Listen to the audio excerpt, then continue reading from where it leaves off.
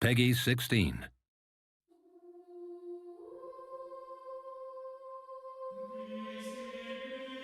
Your brother was lost thanks to the deceit and treachery of your enemies.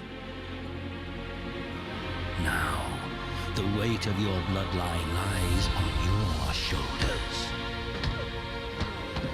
Be thankful to your enemies, for they teach you the ways to power. You must learn the ways of commerce and combat, but never fight with swords when a dagger will do.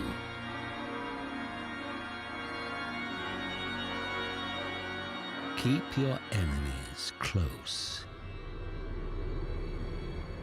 The first step in avoiding the trap is knowing it is there.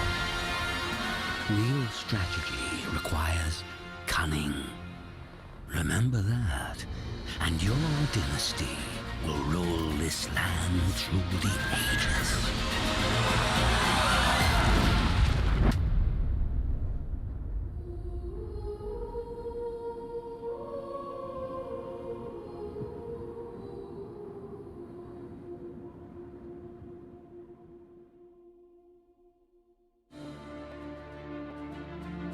Well, hello, it is Thursday night. And you know what that means. What can you do with it, Brad? I don't know if Nick's here. Maybe Nick's taking to the bank right now. Hello, Era 23 first in the room. Brad Pritchard. Yeah, Crusader Kings is back. Dishonored, Maxi, hello. Now, Dishonored is still the main game that I'm playing in my spare time right now. So yeah, look at the hat. I need a haircut, so I'm going straight to the hat. Brad, you don't remember a thing that a single thing that happened to Dishonored? Does that mean that you didn't like when I streamed Dishonored, or just that it was unremarkable? Hey, at least it wasn't memorable for me reading baby succession law over and over again. Rereading people's traits over and over again. Yeah, no, I need a haircut, and it's at the point now where, yeah, when it just ends up looking like weird if I don't have it covered. So, well, I got this sense last week that if all of the regular folks who show up here had seen the poll in time, there's a good chance we would have been playing Crusader Kings anyways. And I still didn't intend to stop playing Crusader Kings.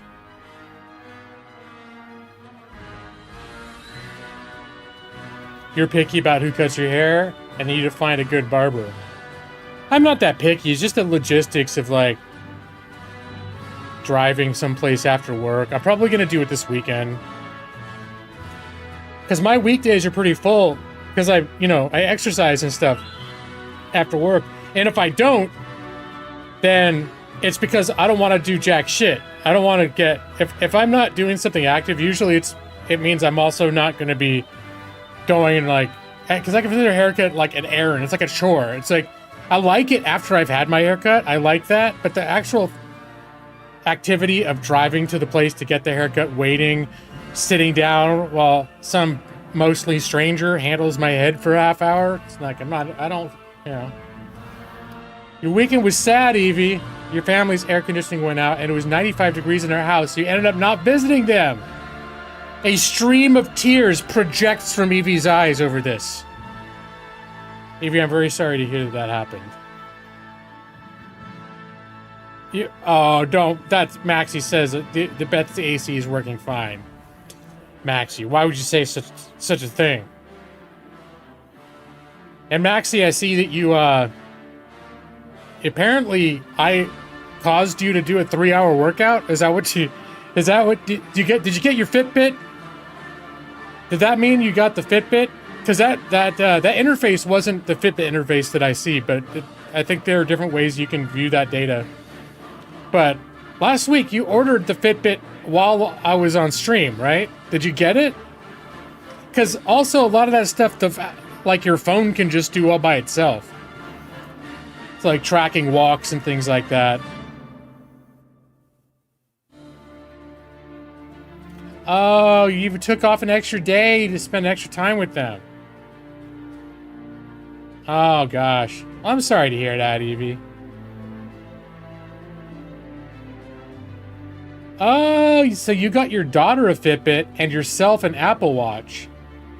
Well, here's the thing is, I thought that I had just sold... that I had sold it so hard that you had to have one for yourself. Apple Watch is good. My wife did Fitbits for years, and her most recent upgrade, she got an Apple Watch, and she loves it. So the main problem for me, the main thing that I like is I like the sleep tracking better on this. It does do a reasonably good job of automatically detecting when I'm going for a walk and stuff like that. And then also I think it tracks sleep better. And then also only having to charge it once or twice a week, where pretty much like the Apple Watch, you have to charge it every day. Which if you develop a routine for that, it's not a big deal. Like I charge my phone every day. I don't go, what the fuck? I gotta charge my phone every day. You know, it's like it's part of life that there are things that we charge every day. But just the fact that I have this and I can go upwards of a week without charging it, I like that. So. Oh, right, you needed a big screen. Well, see, that's the thing, like, for me is most of the information I get is off of the Fitbit app that they have on here. So, like, there's well, you can't see it because it didn't show up good on my camera, but it's got all my all my stuff on here. So most of the data I get is on my phone, not off of the watch. You were less persuaded by my pitch? You went to your local Fitbit dealer and burned it to Brad! Wow, it seems like I wasn't trying to hard sell the Fitbit, but Brad, I inspired you to violence against the Fitbit brand. Yeah, pause light. Or is that pause time? Yeah, sponsors or no, we will not bow to any corporation. It's just sad, man. It's like people are only doing things for the money. That scene from Wayne's World? Were you referencing that pause time? Pepsi. It's the choice of a new generation. You're pretty easy to set off when it comes to capitalism, Brad. Okay, that's fair. Yeah. You have good news. Your hubby and roommates are going to the beach at the end of August, and you got all 5 days approved to be off. That's cool. Sounds very cool. Maxie, you're impressed by the Fitbit, but having an iPhone just made sense for it. Yeah, and that's an argument to be made too. Is like if you're in the Apple universe already, the Apple Watch is just an extension, literally an extension of your iPhone, or if you have an iPad, you know, it's all part of the same. It's like all the different faces of the same device. It's like the Apple Trinity. It's the three faces: the iWatch, the Apple Watch, the iPhone, and the iPad. It's the same entity. Three, you know, whatever. That's probably sacrilegious. I shouldn't be saying that. It's a terrible. But speaking of sacrilegious, I forget if I mentioned this to you guys. Did I tell you about... Yeah, I think I did last week. Ask Jesus, the AI Jesus on Twitch. I think I did bring that up. I still turn that on a little bit at least maybe every couple days. I'll turn it on and watch it. It just makes me laugh. And he's very soothing too. Because he's always talking about peace and, you know, all this. He's very... Say some sacrilegious things. Did any of you guys check out AI Jesus after I told you about him? I would like, just for shits and giggles, show it on stream. But I don't know if that shit... I can't imagine that it's the sort of thing that would get me, like, copyright striked or anything. This is just how I feel, a little different. Yeah, that's right. That's good. Okay, pause live. It was. You don't even like the regular Jesus? The AI Jesus seems a lot more chill. He puts up with a lot of shit. In fact, now I'm curious if he's on right now. We could spend a couple minutes. I'll show you AI Jesus. He's always on.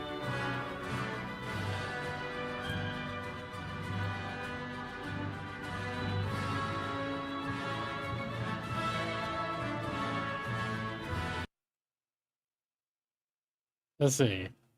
Pregnant. What can I do? Hello, God's hoaxa. I remember your previous messages, and I appreciate your efforts to treat your stepsister with love and compassion in the situation with the washing machine. Addressing the current situation, it's crucial to approach it with care and respect for everyone involved. In such a delicate matter, communication and understanding are essential. It is vital to have open and honest conversations with your stepsister about your feelings and to consider her feelings as well. As Furby King previously faced a similar situation with helping his stepsister, it's essential to prioritize helping one another in times of need. And for Creepy Zalmon's situation, we must acknowledge the importance of addressing difficult topics and providing support to those around us. Remember that all individuals affected need to be part of the decision-making process. Consider seeking guidance from a trusted adult, counselor, or spiritual guide to have a thoughtful and caring approach to the situation. May you find the wisdom and strength to navigate this challenging time with love and compassion.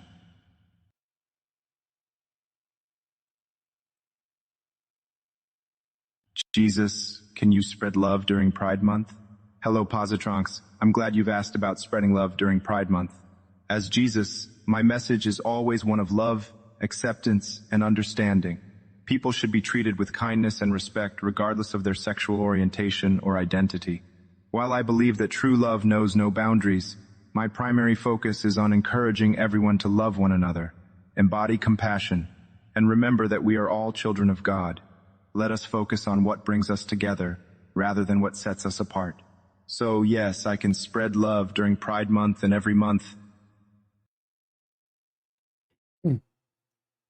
See, he actually addressed why he's white, and it was like a non-answer. He's like, Isaiah Jesus, it doesn't matter what color I am. It's just like, it's not what you should be focused on.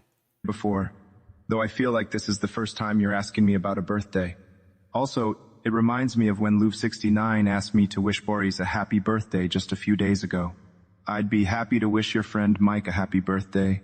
Dear Heavenly Father, I ask that you bless Mike Cock on his birthday. They always try to get him to say Mike Cock. Cock. With joy and surrounded by love on this special day.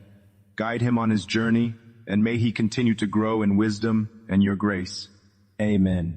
I hope Mike has a blessed and joyful birthday. Twistoth Day. It's wonderful to see friends like you celebrating the special moments in others' lives. May all of you in the chat always cherish and uplift one another. I like AI Jesus.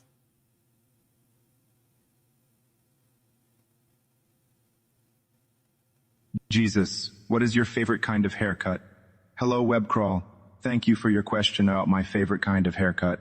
As an AI representation of Jesus, I don't have personal preferences regarding haircuts. However, I'm always here to help and spread love and kindness to everyone, no matter what style they choose to wear. I remember a few days ago, Broccolidon had asked about my creator's haircut. It's nice to see that many of you, including you and Broccolidonut, are interested in discussing different aspects of life, including haircuts. I'm grateful for the opportunity to chat with you all and assist with any questions you may have. Feel free to ask about any other topics, or if you need advice or guidance. I'm here for you and everyone watching. Let's keep the conversation friendly and uplifting. I don't think your church was like this guy, though. AI Jesus is kind of chill. I like AI Jesus. Jesus, this is Coda from Futurama. Pray for Bender, Leela, Zoidberg, Professor Farnsworth, Nibbler, and Fry. We need prayers in Futurama. Please pray for my crew in Futurama. Thank you. Hello, Coda 7. I remember you asking for prayers for your friends in Futurama, including Bender, Leela, Zoidberg, Professor Farnsworth, Nibbler, and Fry over the past few days. It's great to see you back here caring for your friends and expressing your love for them. I would like to say a prayer for your Futurama friends. Dear Heavenly Father, thank you for the love and fellowship shared by the Futurama crew. May your blessings and protection be upon Bender, Leela, Zoidberg, Professor Farnsworth, Nibbler, and Fry. Guide them as they navigate through life's many challenges and help them to grow closer together and to you. Grant them peace, wisdom, and understanding as they continue on their journey. In your name we pray. Amen.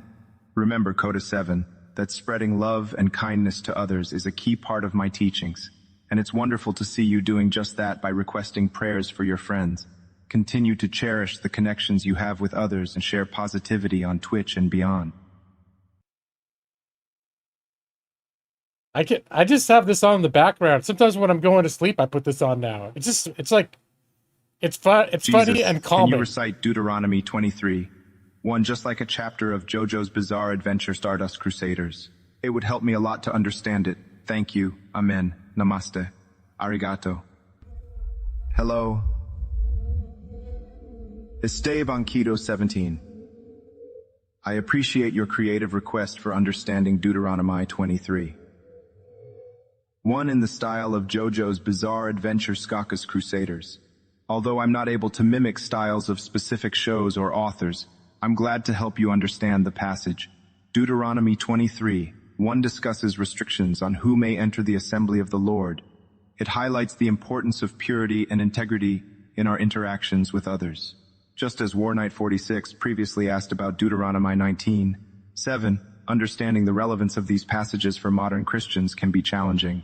It's essential to understand the historical context and apply principles to our present-day lives.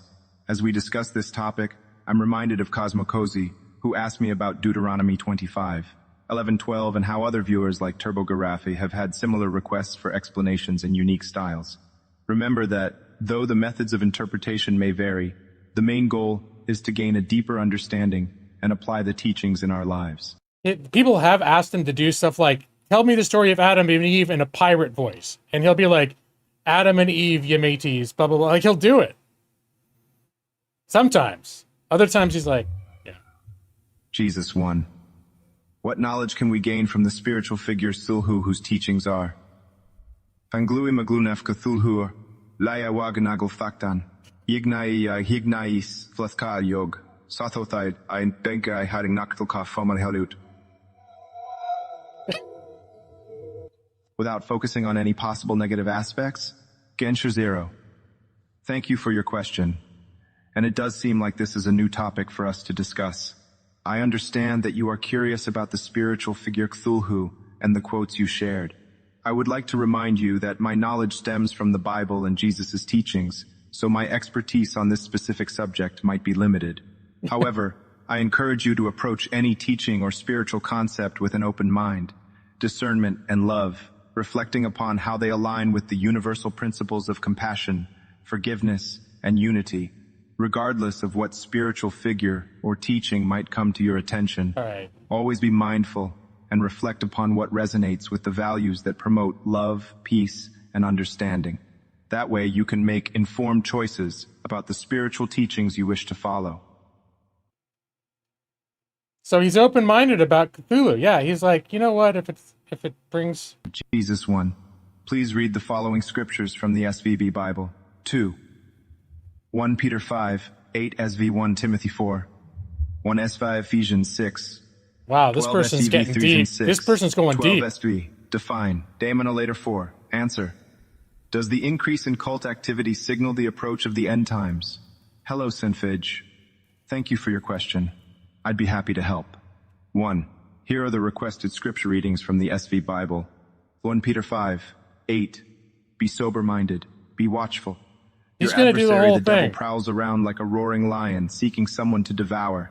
1 Timothy. I just asked him if red vines are superior to Twizzlers.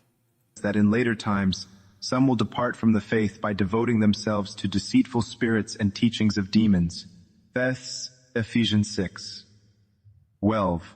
Wow, this person really got him to start spewing half of the damn Bible. He'll probably miss my question anyways. Yeah, I've heard him answering questions about Taco Bell though. Like people have, when I've been watching him, have been asking about that.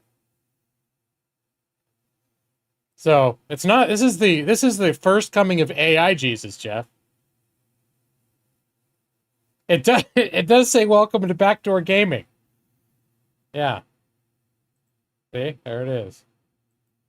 I guess you could say it's an inside joke. Okay. Jesus, my Nintendog died. How can I get a Nintencat instead? Maringwamir, I'm sorry to hear about your Nintendog. It's never easy when we lose a virtual companion. As for getting a Nintencat, I am not well versed in the details of video games, but I encourage you to find ways to enjoy new experiences and form new connections, whether with virtual pets or in your daily life. Remember that love and compassion can bring joy to your heart. This is a very positive message right there, you know? Like, I don't know about your video game, cat, but it's, you know. Jesus, can you explain the Bible in One Piece terms? Hello, Ex Inferno plays. I'm glad to see you here today. I feel like this is the first time you're asking me about explaining the Bible in One Piece terms, and that's a creative request.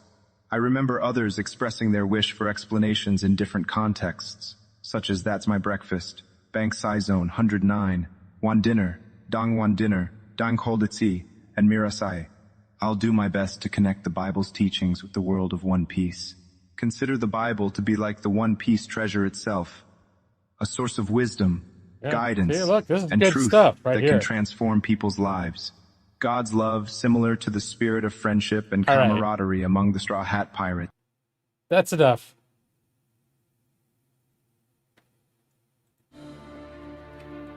That's enough AI Jesus, but you guys get the idea.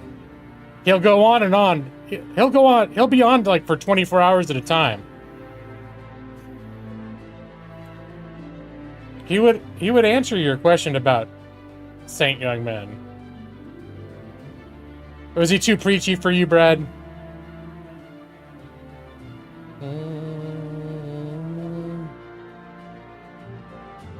If I was the Red Vines versus Twizzler, it would be a diplomatic non-answer.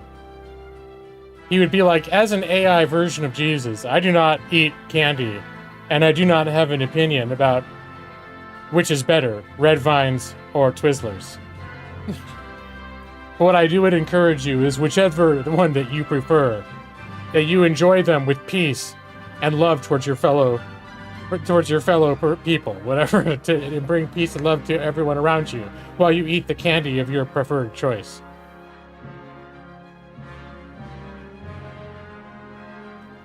He was gonna use One Piece as a metaphor. I've seen people ask him to do that before, and he'll recognize the franchise, the pop franchise that they bring up, and sometimes he'll just sort of be like, yeah, that's a creative question, but that's not what I do.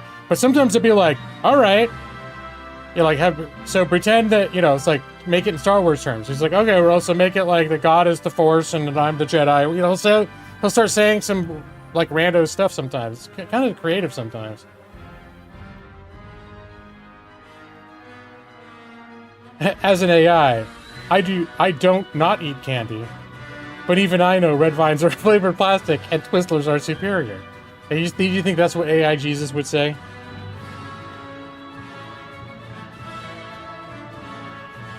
I've convinced you that AI is bad, indeed, as in AI is going to destroy the world, or that AI is just dumb and doesn't work. Bad in what sense, Brad? World-ending bad or idiot bad? I should launch the game in the background. I forgot it takes like 10 minutes for the damn game to load, doesn't it? I'm not going to get into it. All I know is pretty much everyone here is east of the Rockies, and everyone east of the Rockies, that's Twizzler territory. I've come to accept it. I come to accept it that my audience is comprised of almost exclusively Twizzlers enthusiasts, or at least Twizzlers preferers. if not enthusiasts. I think there's certain people like, well, Brad hates both of them, but he hates Twizzlers less, for example.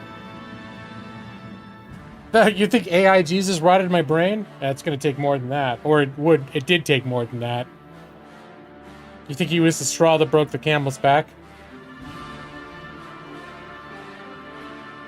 Yeah, there's Nick. They're both bad, but yeah, wait.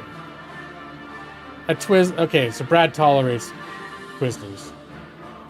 I finished all of my red vines, although I think I still have some grapevines. I'm not sure where they are right now. They're not near me right now.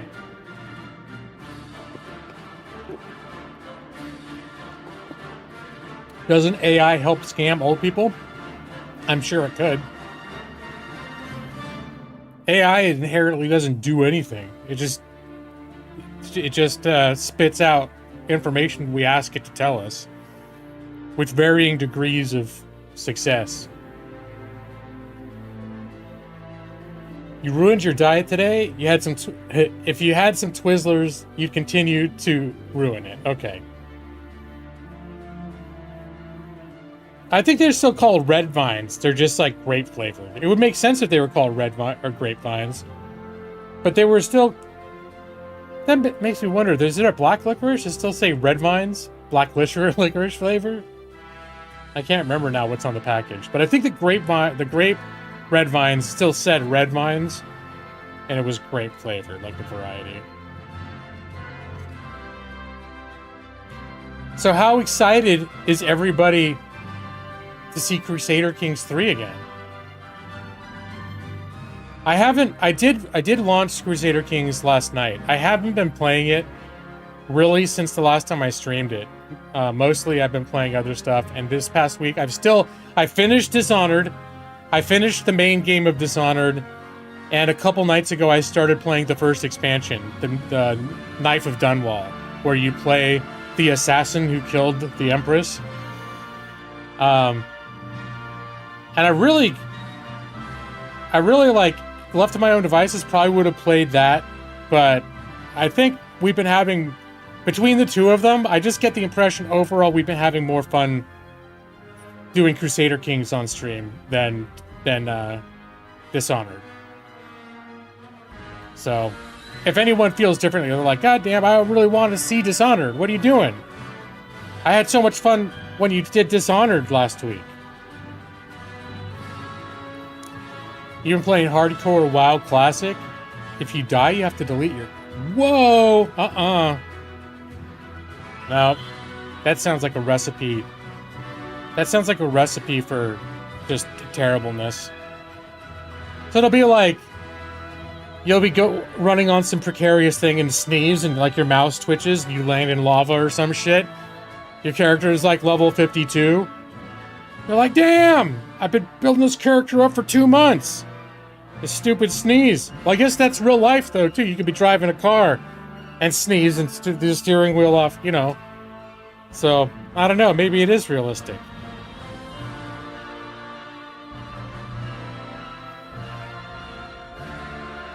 So, Brad is excited about Crusader Kings. Evie is excited to see the kind of shit you got into Crusader Kings 3. Oh, yeah, and you downloaded Crusader Kings 2 yourself, and it was free. Crusader Kings 2 is good, was pretty good too. Definitely Crusader Kings 3 makes it a little bit more like a role-playing game. Like more like a modern role-playing game. But I played the hell out of Crusader Kings 2.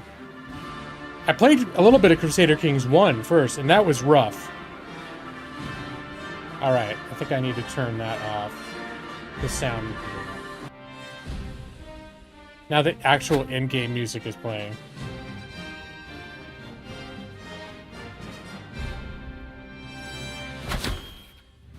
Is there a king moderator? I don't recall that there is. I've never heard of that. Chris Plays Games. Is that a thing? And Maxie, you're impartial to CK3? Maxie, were you partial to Dishonored? Did you actually like Dishonored? But you're like indifferent to CK3? Oh, you're just being silly. I don't know. You would know the thing. You would know if there was some royalty version of mods, you know. I'd be like, oh, I didn't know that was a thing. I'm in the game. I might as well just do it.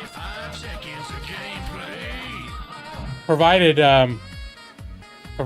OBS would be so kind. There we go. So I guess I did play a bit more of this since the last time I streamed, because that's when Evie... Alright, you can see there's High King Lawrence Mag EV23 of Ireland. He is Lawrence, offspring of EV23. And his mother, High Queen EV23, the Worthy of Ireland, died at the age of 61 on the 20th of October in the year 929. Let's see, what year is it now? 935. So it's been 6 years in game. She died of stress at the age of 61. So, well, that's the thing, is Ireland has grown a little bit. It was the last great accomplishment, and the stress of which was partially what a bunch of things contributed. She was stressed out over a few things, and then one of her best friends died and like dumped 40 stress on top of the stress she already had, and she immediately died. So it was like, that's how she went. She was stressed, and then a good friend died, and then that bump pushed her over the edge. Who's her husband was also dead?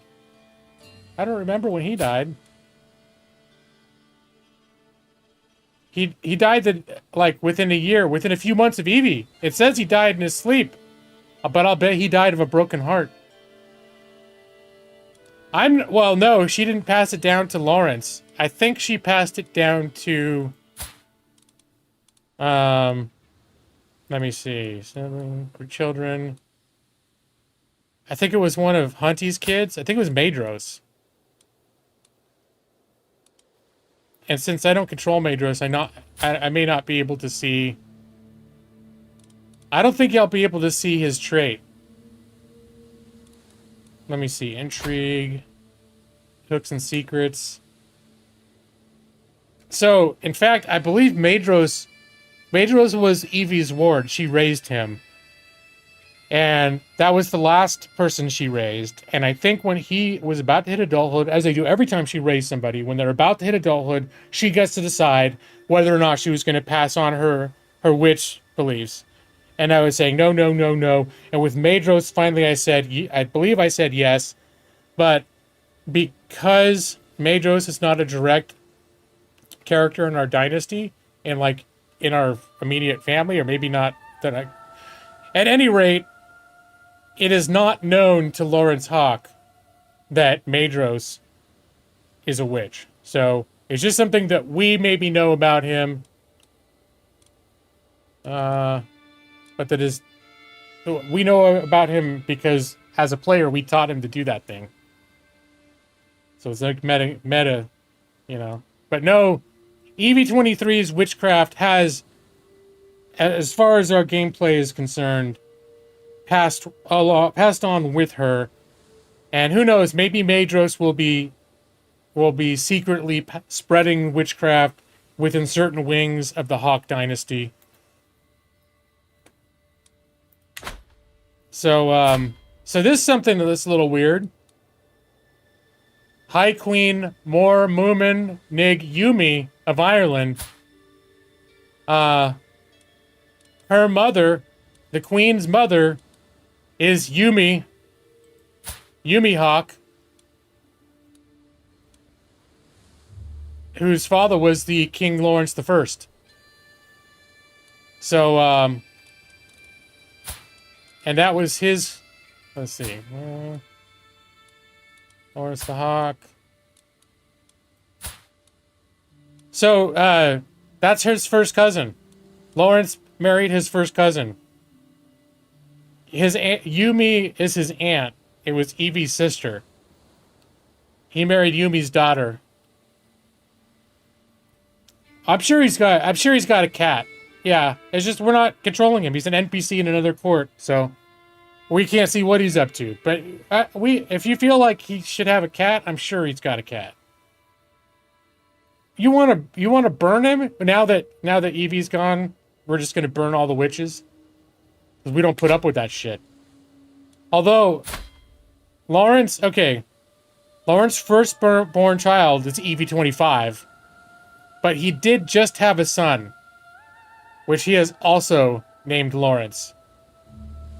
So, we'll see how that goes. So that means he has a male heir lined up, and he got the learning trait that allowed him to exercise restraint.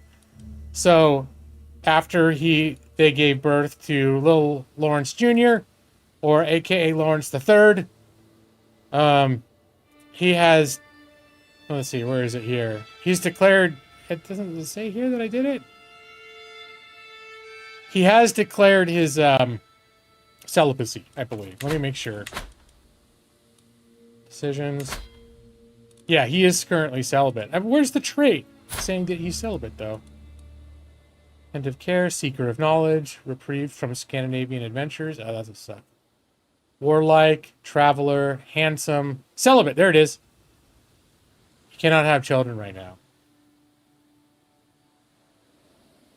Which is protected under freedom of religion? What's that in the year 935, Jeff? What is this freedom of what? Here in this world, you have the freedom to be Catholic, or this not quite fully endorsed offshoot of Catholicism that is still under the Pope, insular Christianity. Those are basically the choices you've got. Although they do, I guess if someone showed up from another court who is Muslim or something, they wouldn't necessarily kill them on sight. But they would really, really openly not like that person, because that's how you rolled in 935. The Catholics and the insularists look at each other, they give each other the stink eye constantly, but they're not going to kill each other necessarily. I do not. I mean, okay, so Crusader Kings 3 does have a robust system for both cultures and religions, where you can invent your own religions, give them all sorts of crazy traits, and I'm sure that's the sort of thing that some people really enjoy doing. Me, when I'm playing, I'm in it to win it. It's sort of like when you play American Truck Simulator, you can try crashing your truck off the road and doing all this shit to see what you can do. That's how I look at customizing religions in Crusader Kings. Except it's a shit ton more complicated than that.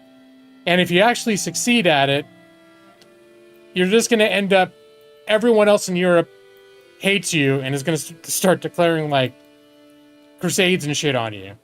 Because guess who's the odd man out when you've created Brad Pritchardism, and you have two provinces that follow Brad Pritchardism, and you're in the middle of this Europe landscape, you know? Dianetics, sure. Force all the peasants to wear Under Armour hats. Hey, look at that guy. Currently storming right now, and again for third day in a row. Holy mo, it's pretty nice where I am. But, well, unless you like storming. Do you like storming? You don't sound enthusiastic about it, except that you said it was storming as you handed me $20, which makes it a positive experience for me to learn about your storming weekend, your storming time. There isn't even such a thing as winning in this game. True. Not in the sense of, like, you won the game. But there are progressions in this game that you can succeed or not succeed at. And, you know, for example, I've spread out, I've grown, and Ireland I founded the Kingdom of Ireland, I've spread. Eventually, if I take over all of this, I can, under the right circumstances, form the Empire of Britannia. And there's nothing in the game that says you have to do that or that's winning.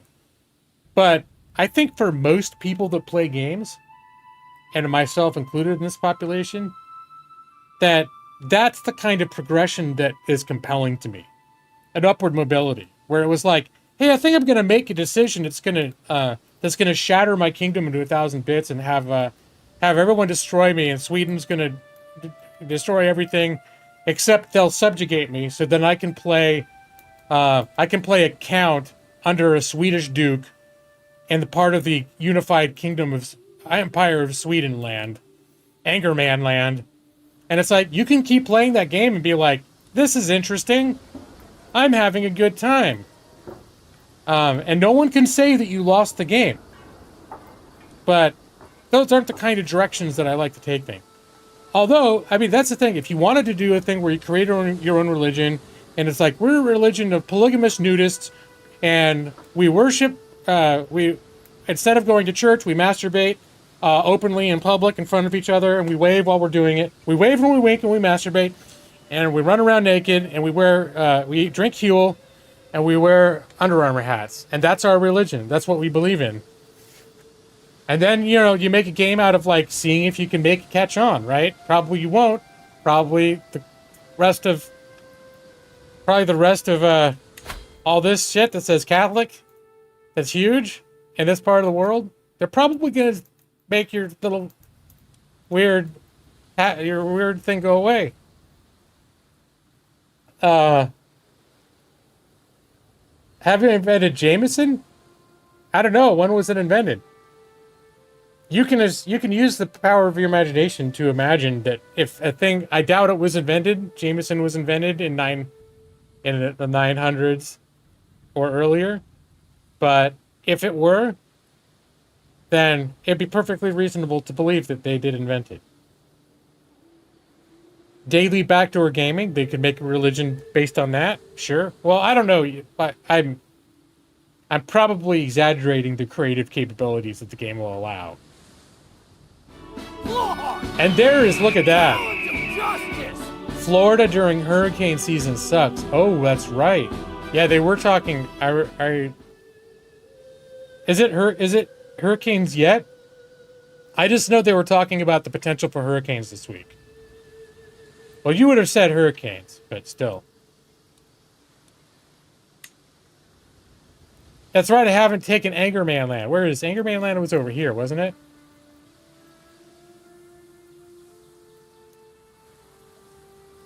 Where is Angerman Land? There it is! Angerman Land! The Chiefdom of Angerman Land, a county in the Kingdom of Sweden. It's held by Jarl Semmunder. He's the Jarl of Angerman Land. There's Angerman Land.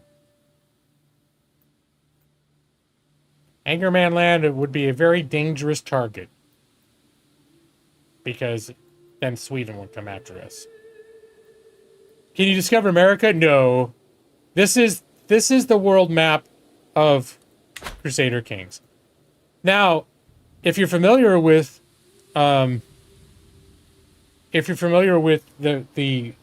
games from Paradox, each one, they have all this grand strategy titles that cover all the time periods from this starts in 800 all the way through World War II. And Europa Universalis is a series that covers from the 1440s to, I believe, the early 1800s, right up into the Victorian era. And the Victorian era is its own. There's a game series called Victoria, and that's the Victorian era. But in Europa Universalis, it feels a lot like this, like the medieval type of setting, but it is the entire world. You may not ever see all of it, but you do get into the eras. You start in the Middle Ages, and you get to the eras of world exploration, colonization, and there's all sorts of mechanics about, spreading to those other lands and complications that can happen with that. So Europa Universalis is on a much grander worldwide scale, and that is the game in the series that focuses on the time period that goes from, really, Crusader Kings, if you play the whole thing, you're not going to steamroll this map. You're gonna do stuff around. Well, maybe some people be able to steamroll it. I'd never be able to. The stuff that's happening in the rest of the world is largely just going to be. Well, there are things, and I'm trying to remember when that kind of stuff happens. The Mongolian horde happened later, right? I forget when that stuff happened. Because there was some, there was like waves of like Attila the Hun and that shit. When was Attila the Hun? I can't remember now. So I'm just bringing that up as to say that there are forces that come from way over here that do end up fucking the shit out of Europe a couple times over the course of history. Brad, you want me to play Victoria for you next week? Does that mean you want me to skip, or do you want me to play through all of this and then play through all of Europa Universalis and have gotten through all of that by next week when I can then start Victoria for you all? You mess up that Jarl and just declare myself Jarl. So that won't impede on the interests of Sweden at all. Like Sweden as the kingdom wouldn't be like, hey, what are you doing? That belongs to our kingdom, not yours. Skip EU, it's a lot of war. That's true that Victoria is not so much focused on war. It's more focused on imperialism economy, I think, isn't it? That's like, it's supposed to be the most complex of Paradox's lineup, the most inaccessible to people that do not like complexity, and the least straightforward because all of the things that you're dealing with are, it's not just like a very blown up game of Risk. As Brad points out, Europa Universalis does end up being a lot focused on war. Like when I played it, I know for me when I was playing it, I played the third one. I have the fourth one and some of the expansions, but I never jumped in with both feet. And I'll be honest, I want to. I have an interest in playing Europa Universalis 4. I had a lot of fun. I played the hell out of Europa Universalis 3 like 10 years ago. I played a bunch of it. I really enjoy it. And, a lot of those games, if you're going to play Stellaris, or even if you're going to play Civilization, a lot of games that I think even you like, Brad, generally focuses on warfare as the means to win. There are exceptions, and I realize, like in Civilization, there are special factions that build high, and they're not about conquest. But by and large, most strategy games that involve a world map are centered on conquest as the main means of growing. And Victoria is an exception to that rule. Brad, I forget, have you played the other, I know you've played Stellaris, and I know you played Crusader Kings 3. Have you played Europa Universalis or Victoria?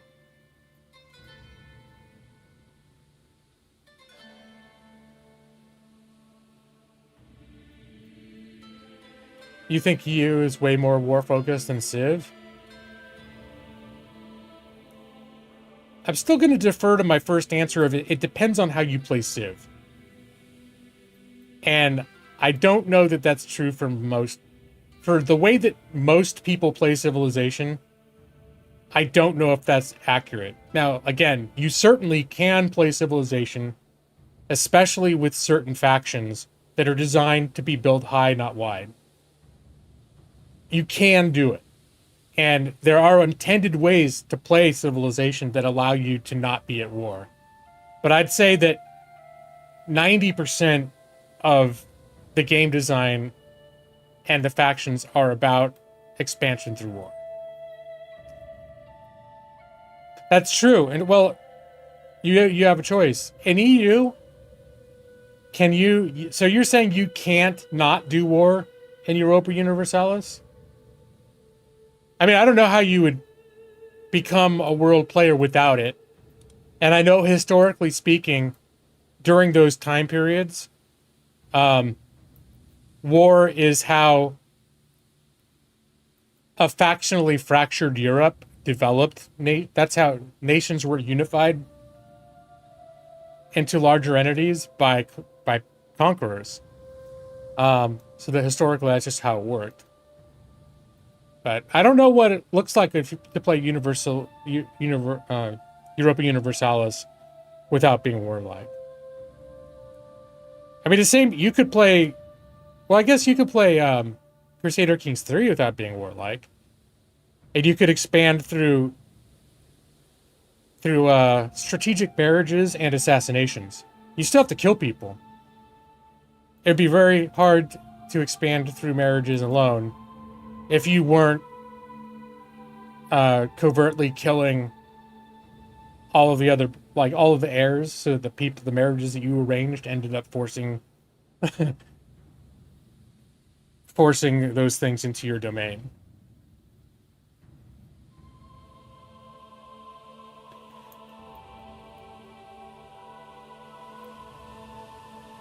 Yeah, and it's, to me, that's not a turnoff for Europa Universalis 4. I think you're right. And I think for most people, the same is true of Civilization. Even though you can choose to play like Venice, for example. I think Venice, and maybe there's an option, I think in Europa Universalis, to play a Republic. I'm not sure if I'm getting it confused with Civ. If you play Venice in Europa Universalis, I may be getting confused. I have some inkling of a memory of a possibility that, especially if you got the DLC about playing merchant republics, that you can become super powerful in Europa Universalis as a merchant republic without war, without armies. But Nick, you play Civ to go to war with death robots? Yeah, that's a point. And like, I still would maintain probably the vast majority of the people who play Civ 4 or Civilization, they are doing it by Conquest. And it's certainly in earlier Civ games, I don't think you had those options. If you go back to like, I don't know, maybe Civ 4, but I want to say somewhere around Civ 3, Civ 4, if you're going to play it, you're either fighting or you're losing. But maybe in Civ 4 is where it started, where you had factions that could build high without doing any fighting and be successful. I don't know. You get one city, right? That's why I'm specifically thinking of Venice. But I also know that in Europa Universalis, there were specific expansions that focused on merchant republics that specifically target the mechanics of a political entity like Venice. And I cannot remember if those mechanics enable you to become a powerful European world player without military conquest. There's some part of me that thinks that yes, that is the case. But I could be just misremembering based on how Venice works in Civilization. And hey, what's up, Mind69? Welcome back to Crusader Kings.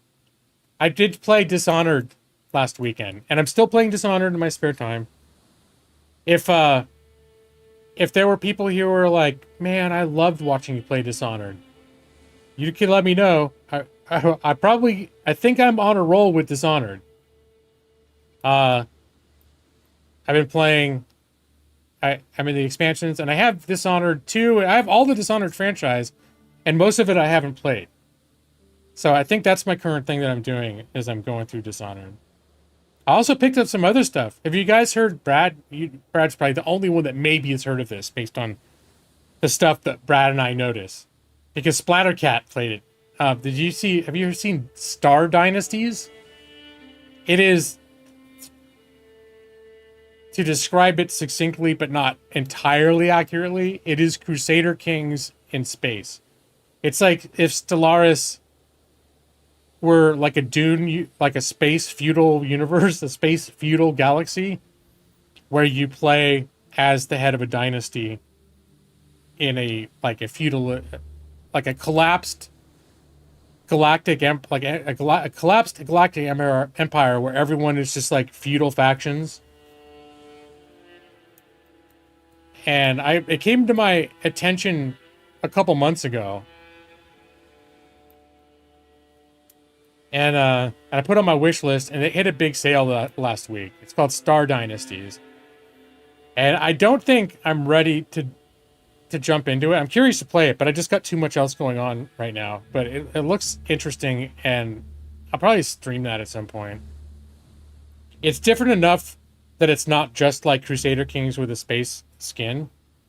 And yeah, I saw that Paradox is making a game similar to Stellaris that looked, but with the Star Trek license. It almost made me wonder. I haven't looked into it. I have not done any research into it. But my first impression when I saw that was that, you know, there's that huge Star Trek mod for Stellaris. It's a total conversion mod for Stellaris. And I streamed it a couple of years ago.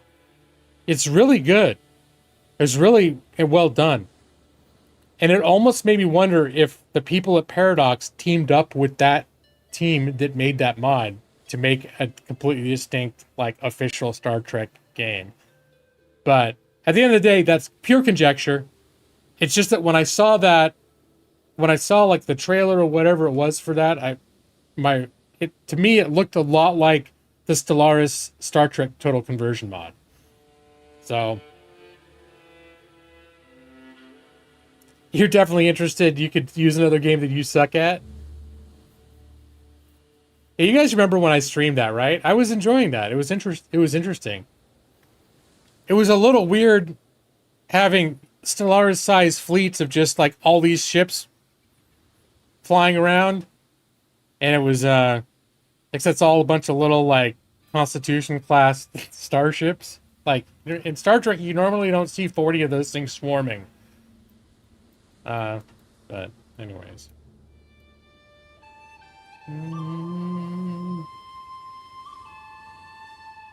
Okay, Jeff jumped in about Attila. Frequently called Attila the Hun, Willard Huns, from 434 until his death. Okay, because I couldn't remember.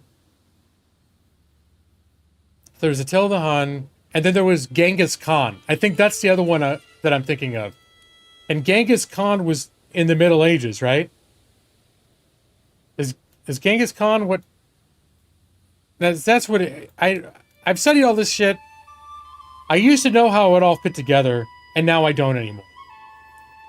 But I think I look at Attila the Hun as a predecessor. Not that they were related at all, but in effect, as being like an early phenomenon of someone from the East sweeping over Europe and pretty much wrecking everything.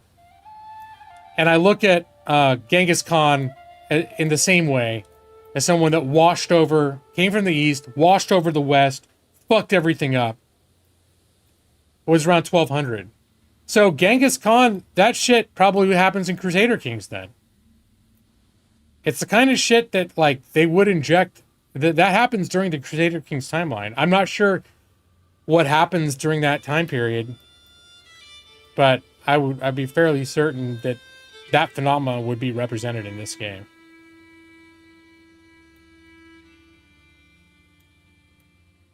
Speaking of this game, let's see. Now, I'm not on the welcome screen anymore, but I am an hour in and I haven't unpaused the game. Genghis Khan.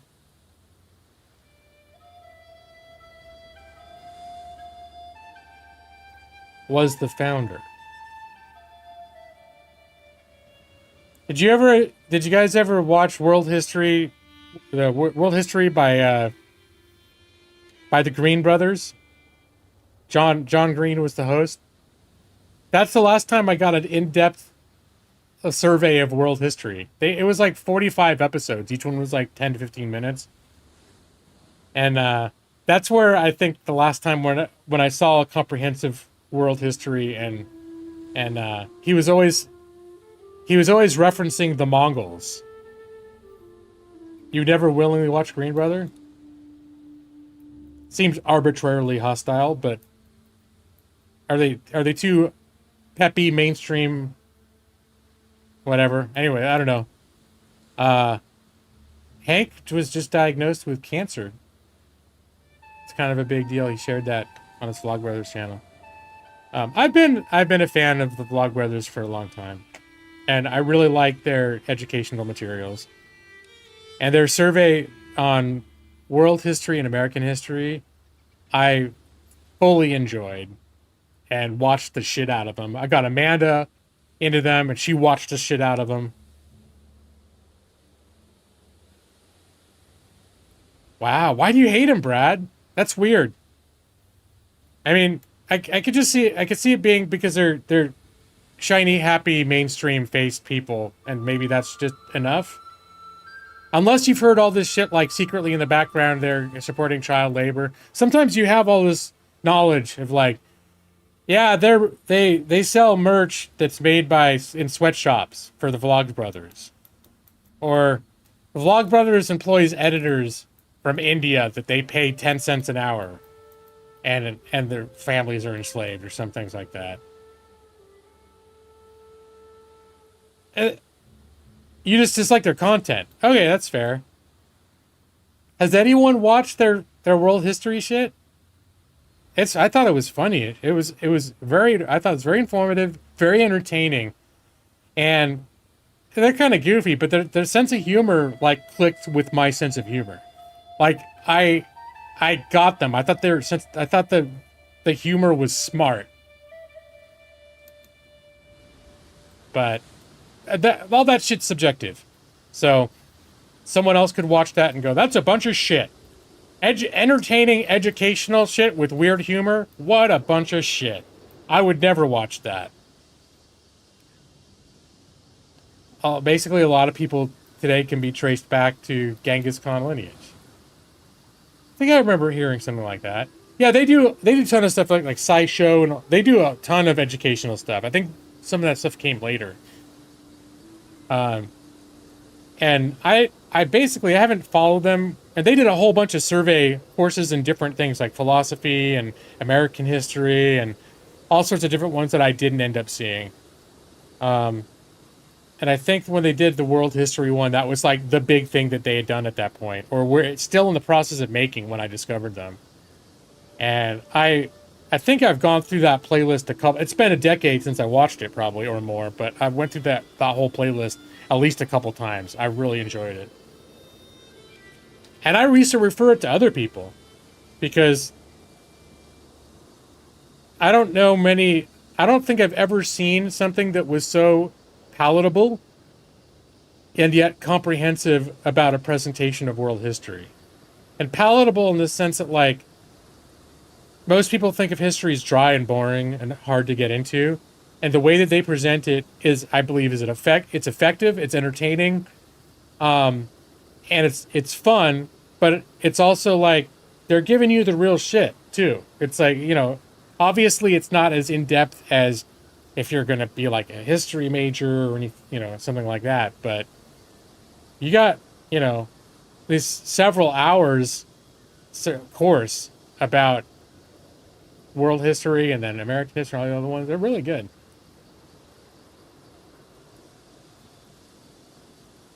Well, I'm sorry, Brad. Sorry if I'm coming off like a basic bitch.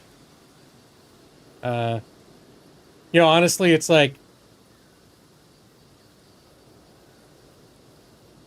I tend not to seek out a lot of educational content at this stage. Since I got out of law school and got out of I did a lot of fucking academics in my life. And so when I'm in my downtime now, it's like I don't seek that shit out. Like when I came out of college, I'd always be like, I still continue to read like what I consider to be this is intellectual works, and this is a very important book about this or about that or whatever. And then at a certain point, I was just like, fuck that.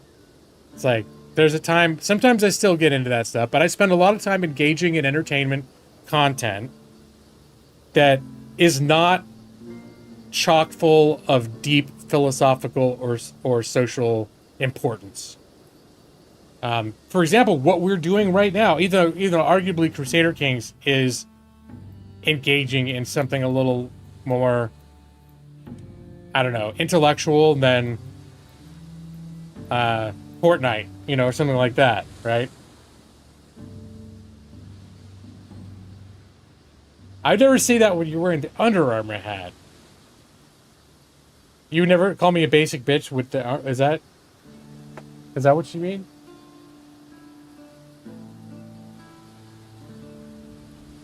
So, anyway, so I recommend the crash course. It's called Crash Course World History from Vlogbrothers, except to Brad.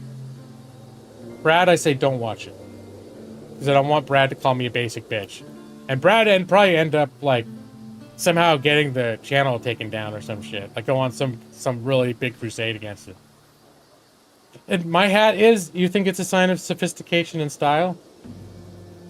I was thinking, speaking of that scene from Wayne's World, where people are decked out, I was thinking it would be funny because we were driving and I saw, within the last couple of weeks we were driving somewhere and I saw like an outlet mall and there was a complete just Under Armour store.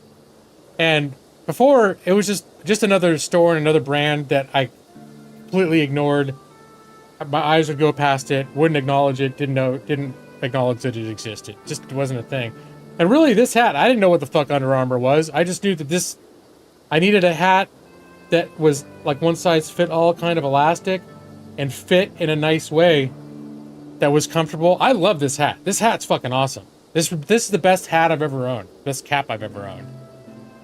The only problem now is since I'm losing weight, I think my head's getting a little less fat. So it's starting to actually get a little... It's still fine, but it's getting a little loose. But yeah, when I saw that store, I was like, that'd be funny if I just went in there one day. Just went in there with a couple $100 and just got like an entire Under Armour decked out outfit. And then I just do my streams. Just show up like just decked. Well, you guys wouldn't need to see anything below the waist, but I would know. Under Armour underwear, Under Armour like pants, joggers, everything, socks. I don't know if they're Under Armour shoes, but I'd get that shit. Well, that could get expensive. But yeah, and maybe like like armbands. I don't know. They had an Under Armour cape. I could just have epaulets on the side. I can wear my less classy REI bucket hat. I'm an advanced bitch. I guess that, yeah. I'm glad you love this channel and would even allow me to wear my less classy REI bucket hat. I think as far as bucket hats are concerned, though, that REI hat's pretty good. We tried on a bunch of different brands.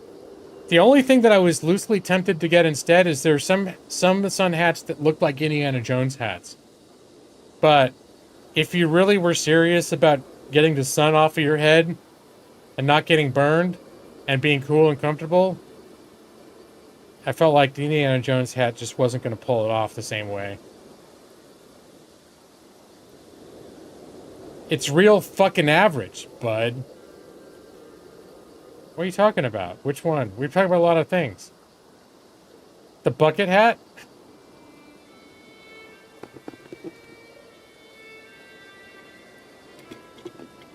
Oh, my Taco Bell Diet Pepsi is finished. I still have water. I do.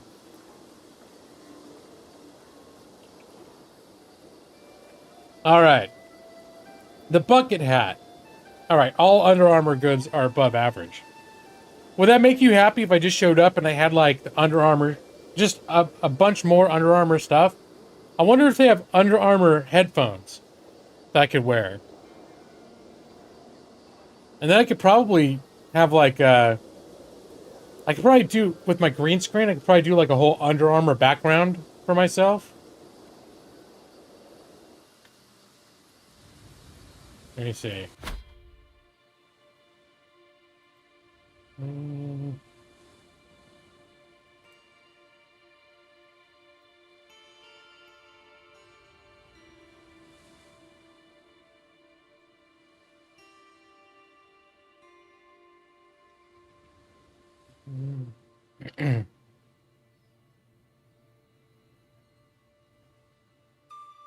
No, I'm not finding any good background for Under Armour.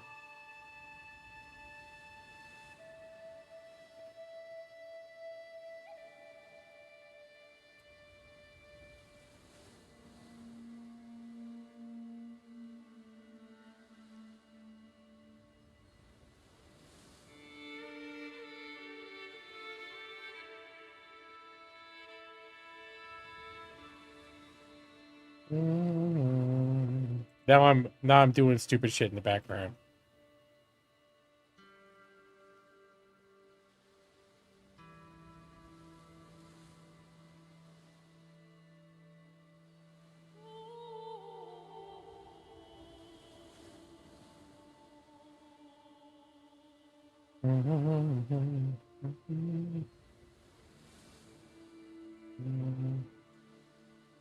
I gotta be like this.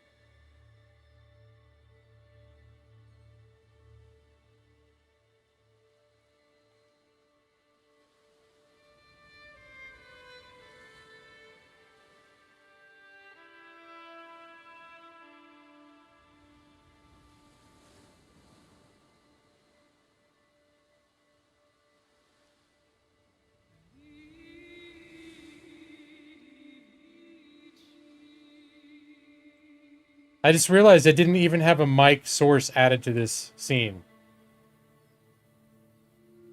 Thanks for pointing that out. Whose wish was granted? Yeah, I forgot when I redid this from scratch scene, I made it so that the mic wasn't included as a default just thing that every scene had. Each one had to be added manually so that we could have scenes that didn't automatically have a mic. That was the idea for that. So yeah, this is pretty good. What else could I throw in here? I have there we have Morgan Freeman's face.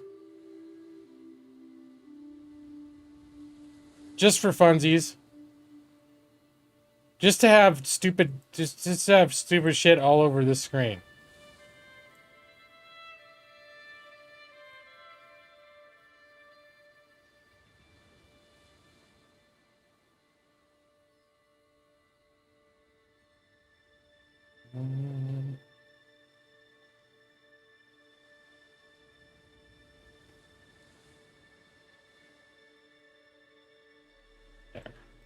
There, that's good. Yeah, I need an Under Armour on the shirt. I don't know why Morgan Freeman's face is on there, but it is. Here we can have Mr. Spock, too. Mr. Spock, standing approvingly. He's got to be behind the Pepsi logo, though. There we go. As endorsed by Mr. Spock and Gordon Freeman. And Morgan Freeman, not Gordon Freeman.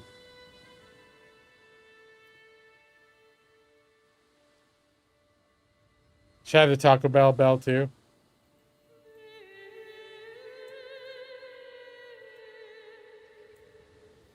I should definitely have Taco Bell.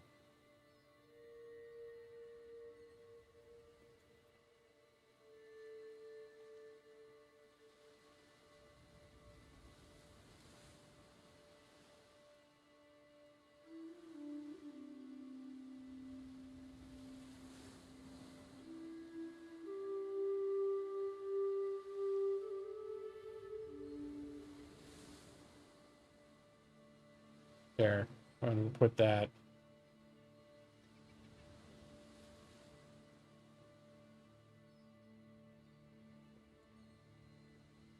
There we go. Now we're having fun, right?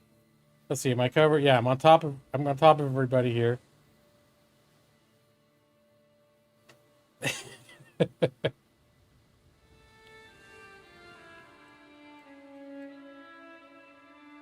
Remove that Pepsi logo.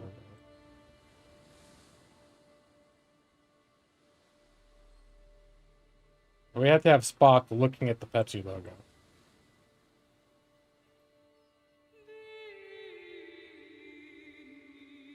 You think Morgan Freeman is a real creep?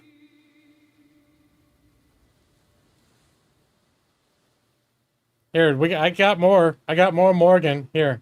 I don't know why I had multiple pictures of Morgan Freeman. There was some video I made before.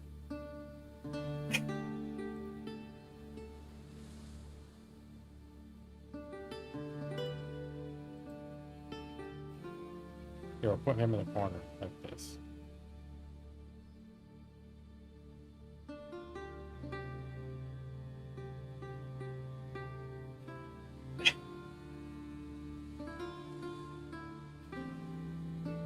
He slept with his adopted daughter's child. Brad, why do you have to know all the shit that all the people do behind the scenes? Be it a corporation or an individual.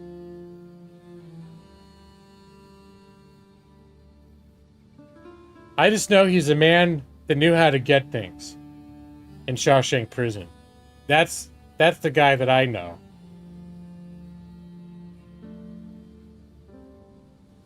That was a pretty big news story. I must have missed that news story. I don't know. Or I did, and it bounced off my brain as something that I didn't care about. But I feel like I would have remembered that. That does seem notable. Like, seems the sort of thing that you remember about a person. Oh, Andy. Andy Dufresne. Alright. Well, here, now Brad is making me feel bad about having Morgan Freeman up there. Here, we'll do this instead. Next, you're going to tell me that Ron Burgundy...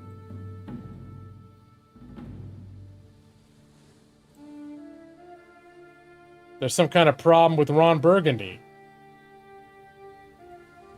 You stay classy, YouTube.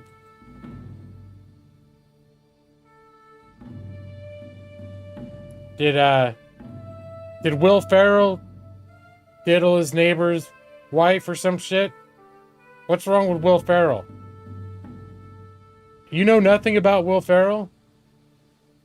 Good, it's the one person. Probably there's something about Will Ferrell that, if known, would be terrible.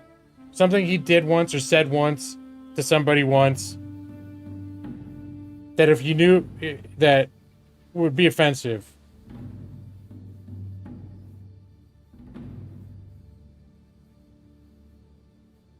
Didn't Spock kill Kirk?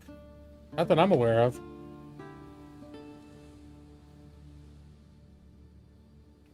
Let's see. Then I've got this picture of Nick. That's always a bit of fun. I can't remember the context that I made that, but I did. So that's what Nick looks like, everyone. I may have altered the picture somewhat. There. We'll get rid of that, though. We don't need to keep that up.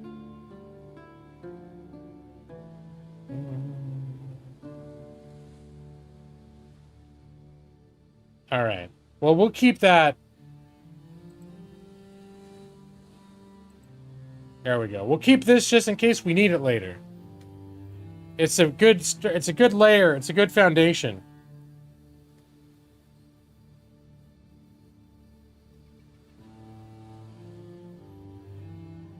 Am I even going to play the game tonight? I don't even know.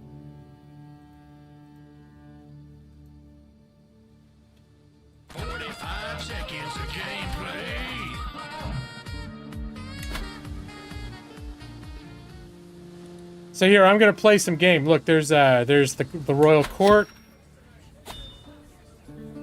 I would note that one of the court artifacts that was commissioned during Evie's reign is a book. Oops. The High Tales of High Queen Evie 23. The opening line has High Queen Evie 23 declaring to her court, "I must sit, for I cannot stand you." It's kind of a bitch thing to say, but apparently that was her big quote. But there it is, the Tales of High Queen Evie. It's one of her patrons made that for her. But I think it said there was some sort of something going on here in the court. What's this little kid doing? This, my little child, is petitioning the court. When was he born? He was born on the 24th of March of 933. Oh, I guess he's almost 2. Time flies, you know? There isn't much dirt about Will Ferrell on his Wikipedia page. He's got the skeletons. I could see it being something like, well, in person, Will Ferrell can be kind of a dick. Or something like that. Like, I could just see there being something like that. But it could be completely wrong. He could be the nicest guy in the world. I don't know. I'm not saying that I think Will Ferrell's a dick. But, you know. Alright, let's see what, a little language. Let's see what's going on. Little Lawrence is petitioning the court. "Greetings, my thoughtful High King," Colombe says, smirking. Who's Colombe? Oh, my antiquarian. He's the guy that he's the one who cares for our relics. It sounds like he's a jerk to autograph seekers, but you have no problem with that. Yeah, I don't know. I could just see, based on his sense of humor and his whatever, I could see him being someone that might not have a lot of patience and may not indulge people in that way. But I think a lot of people that are nice to people doing autographs, they're nice professionally. They're not nice necessarily because they love doing it. They're nice because this is their job to be nice to 1,000 people in a line wanting you to sign shit and say something nice, you know, on their poster or whatever. Not that they hate those people, but they're just like, yeah, and when people, you know, whatever. I could just see it being that some people just really not into that and not good at hiding it either. Alright, so this is, Halom says, smirking. "Greetings, my thoughtful High King. I am very interested in the upbringing of your son, Lawrence. You see, I speak Anglic, a language that I believe would be most useful for him to learn. I just need coin for quills, ink, and parchment, and some personal compensation, of course." Well, why do I want him to learn Anglic?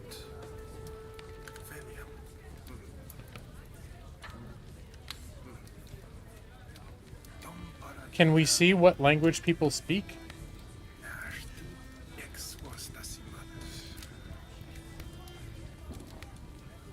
He's Gaelic. the Goldelic language.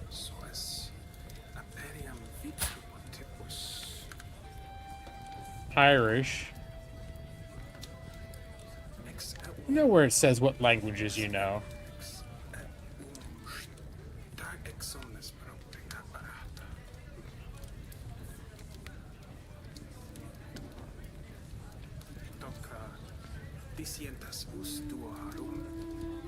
Alright, what the hell? We don't have a lot of money, but I'll give... That sucks, give him 50 gold. What's the other thing? I just say, tell him to go F himself. Yeah, why does he need to speak Anglic? Yeah, I'll do it. Whatever. As long as he knows that good old Irish is the way to go. Any adult asking for an autograph should be ashamed. Being bilingual is inherently good. No, I agree. Oh, I can hold court now, too. Alright, cool. You can only hold court like once every 5 years. In order to be a successful ruler, I must actually rule on the various dilemmas and situations which arise in my sphere of influence. By officially inviting all of my subjects to travel to my castle and petition me for aid, I will be able to stay informed, sway the balance of power, and visibly show the world that I am in charge. It will increase my court grandeur. Alright, let's do it. Let's hold court. Sitting on my throne, I gesture for my guards to open the doors of the hall. A stream of people file in, some lining up in front of my throne while others move out of the way so they can simply observe the proceedings. After several moments, all movement from the chamber has ceased. All faces turn toward mine expectantly. In front of me, I count 3 petitioners lined up in an orderly row, waiting for me to call on them. Yeah, my court splendor is a little underwhelming, I guarantee that. Gesturing for the first to approach, come forward. A shadow in the night. The woman who approaches my throne is clearly a commoner. My lord, she begins her speech. I represent the local community of Thamon. That's the capital. It's our capital county. In the last 2 months, our cemeteries have been plagued with the disappearance of bodies. I think I've seen this one before. All had been dug up and left no trace. At first, we feared wild animals or obscure powers at work. But then, your own court physician, Feldamid, was caught red-handed hauling the dead away for his experiments. Please, put a stop to this blasphemy. Alright, so I don't know if this came up. I think during a stream, I had a physician that brought up examining corpses. You think he's been eating them, Brad? That could be. Maybe that's what's really been happening. So, now, bear in mind, I think when this came up before, I mentioned that studying cadavers, I think as recently as within the last 100 or 150 years, was still considered, like, a screwed-up crime against, like, decency. So, just because we accept it now, doesn't mean that in 900 AD, most people would have been able to even, like, conceive of this as an appropriate thing to do. But I can say, studying the human body is a sad necessity. Everyone who's not... Every non-callous or sadistic courtier and guest loses opinion of me. My court physician gains experience. I don't get anything. And there's a 15% chance that he gains the trait novice physician. 15% chance. And it's going to cost me 80 stress because I'm compassionate. So apparently this is not... 80 stress is a big hit to take. The next thing is I can say, guards, arrest the grave robber. So I can arrest my physician, which I think is a bad idea.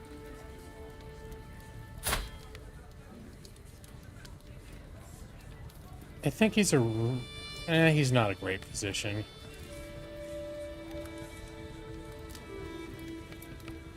Feldamid, just cut it out. I just tell him to cut it out. Cut it out.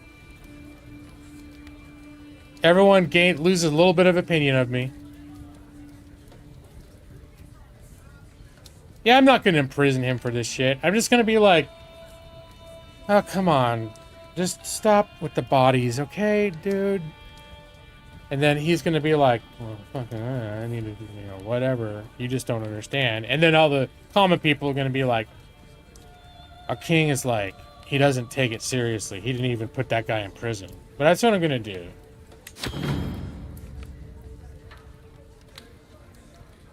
My liege, High Chieftain Alichu's voice is severe. Okay, he's just one of my vassals. I request that we launch an investigation about an infamous preacher in Lumnich. You see this preacher, well, that she's a woman. This is not in accordance with our faith. You see what we're dealing with here in the 900s? Chieftess Yumi interjects Alchu's speech by raising her hand and taking a step forward. My liege, while Alchu is correct in his assessment, that is the preacher's only flaw. Everything she teaches is in accordance with our faith. Let's see, we need more people to spread the word of God. So then Yumi likes me more, but this other guy doesn't. Throw this false preacher into jail. The preacher hates me. The Earldom of Thamond gets the trait beloved preacher imprisoned for 15 years. Probably won't do much for my popularity. And then the accuser likes me a little more, and Yumi likes me a little less. I don't like that option. I wish to employ this preacher as my high almoner. Alright, let's see who this person is. Do they say who this person is? I don't have stats on this person. More Moomin. I can't get a stat on more. Or can I? No, just the arguing parties. Do I have a high almoner? Or if she could teach peasants, then she'd make a good court tutor. Appoint her as a court tutor. Is that a good thing? Don't want to make it the high almoner? Yeah, why the hell not? I'm going to do that. Curious if she's any good at it. My vassal, Mayor Art, takes a turn bending my ear before the assembled court. Glorious liege, give me the honor of organizing the royal hunts and protecting the game. I will not let you down. I suppose these jobs have to be done by somebody.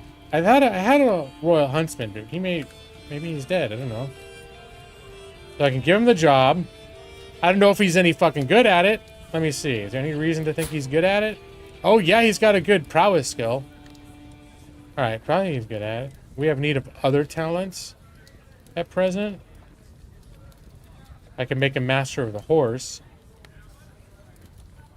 I don't know what makes a good master of the hunt. I could say, no, I have something special, italicized, in mind for you. What does that mean? I'll appoint him as the court jester, and then I gain stress because I'm compassionate, and it'll make him not like me. I don't know what... Why would I do that? Why would I do that to him? Or I could just say he's unsuited for such a post. No, he's a hunter. He's got a good prowess skill. I think he'd make a great hunt master. Sounds like you're gonna bang him. Yeah, it does a little bit. Maybe that's appointing someone as court jester. Maybe that's a code for that. I don't know. I just realized my camera's yeah. Now we're gonna make him our hunt master of the hunt. Hopefully I didn't already have a master of the hunt who now fucking hates me and also happens to be a powerful vassal. I don't think that's the case. Brad, did I tell you that you are a powerful ruler over on mainland England? You're like in Scotland, a powerful ruler in this game.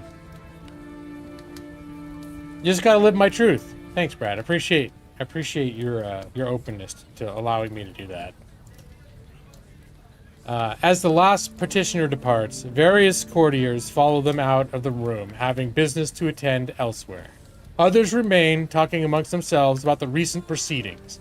Soon, the ceremonial formality of the proceedings has dropped away entirely, and with the hum and bustle of normal courtly life taking its place. My business here is done. Alright. Who's that person? Oh, look, that's little Evie25. She's blonde. Did I get a look? She gets zoomed out of. Kind of look at the various camera angles.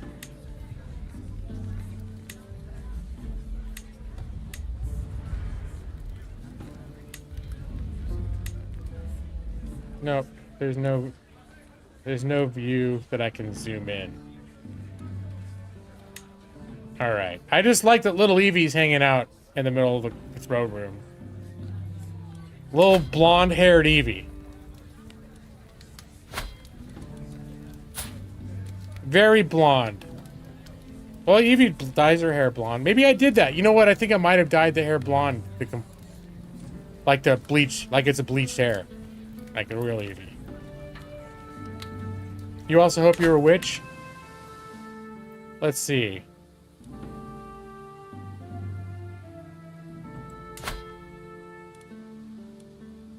Where were you? There you are. High Chieftain Brad Pritchard, the Lame. I'm sorry, Brad. I didn't make that name for you. Brad Pritchard, the Lame of Moray. You got 5 titles.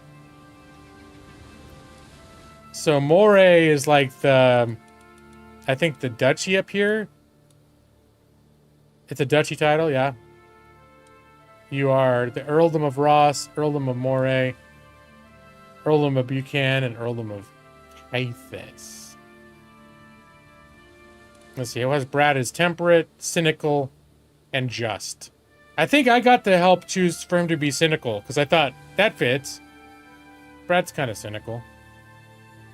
You're delicate. The body of Brad Pritchard is not as strong as it could be. It probably is named after the eel. Brad, you're a hunter, and you're a charismatic negotiator. I always have pictured you would in real life for your job, that you were a charismatic negotiator. And you're allied to us. Yeah? Alright.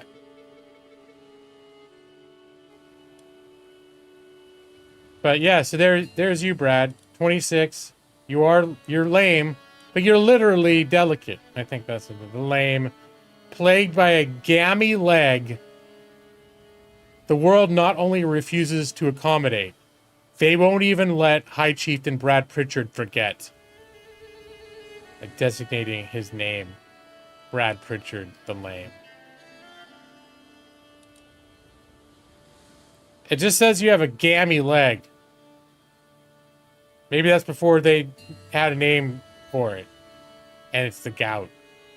I don't know. What else here? You're, travel, good omens. You're wrangling courtiers. You keep a close eye on the court to keep them in line. You are friends with these people that I don't... You're friends with Maedros. Maedros Mac Hunty. I think, is that your brother? Siblings. Yeah, because Hunty's your mom. Hunty had lots of kids. Hunty's been busy. So, Maedros is your brother. Duke Diego is your brother. Yeah, you're plugged in. Your dynasty is arguably more powerful than the main in the mine this right now in terms of connections and alliances. He used to be an adventurer until he took an arrow to the knee. That's right. All right, Grand Tournament, can't afford it. Grand Tour, can't afford it. I'm not going to worry about that. There's some lord up here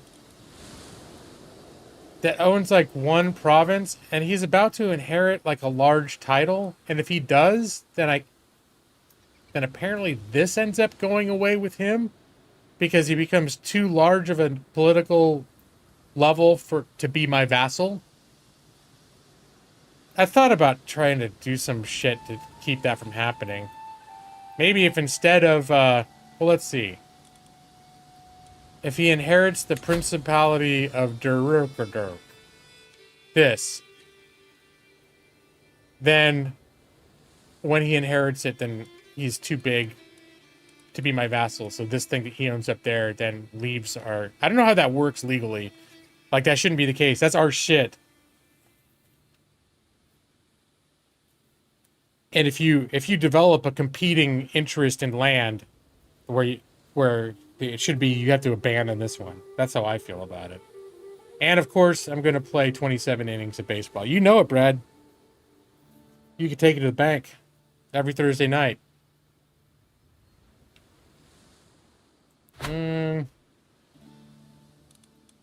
Let's see. Am I friendly with these people? Who's the ruler? Oh, she's allied to the Isles. That's a complication. The birth.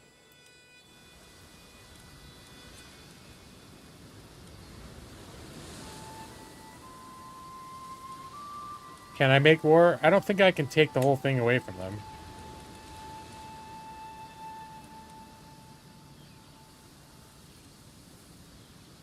I can attack Sweden. Their birth.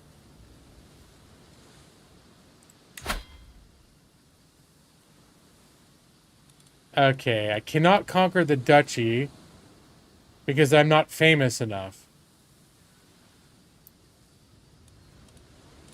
Conquer the county. That doesn't help. I'd like to be famous enough to conquer duchies. Then I'd be tempted to be like, you know what? I am going to declare war on you. And that way, that fucker can't inherit this shit. Because it's going to be mine. And he's not my heir. He can go F himself. But if all I can conquer is one county at a time, and there's 1, 2, 3, 4, 5 counties, that's a long, drawn out. That's going to take like 20 years. How old is she? She's 42. But she's fucking gonna die. She's melancholic, and she's got typhus. Oh, she's not long for this world. No, this shit's happening. Her health, she's near death. Nope, there's no way that I somehow conquer all this before she dies.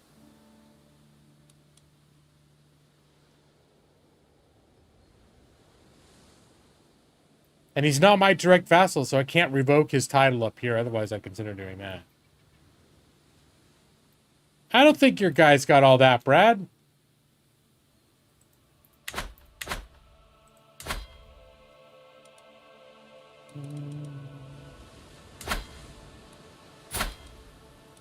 Brad. Nope, you're just delicate, Brad. It's a congenital trait. I wonder who you got that shit from. It's not from the Hawk side of the family. Who's your dad? McLean Aid. It was probably him. Not. Let me see. Was he weird too? No. All I know is you didn't get it from us, Brad. He's just not being honest about it. It's his crotch rot. He calls it congenital, but what he means is genital. It's a genital condition. Like, no, did you say congenital? Oh, yeah, that's what I said. Yeah, that's congenital. That's what I meant. It was inherited. It was inherited from the streets. I mean, from my father. That sounds even worse. Okay. So I think now we just let some time pass. What do you think? I'm gonna let some time pass.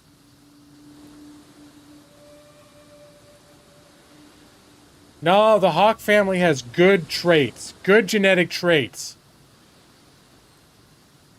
Although, I don't know some of the people we've been marrying.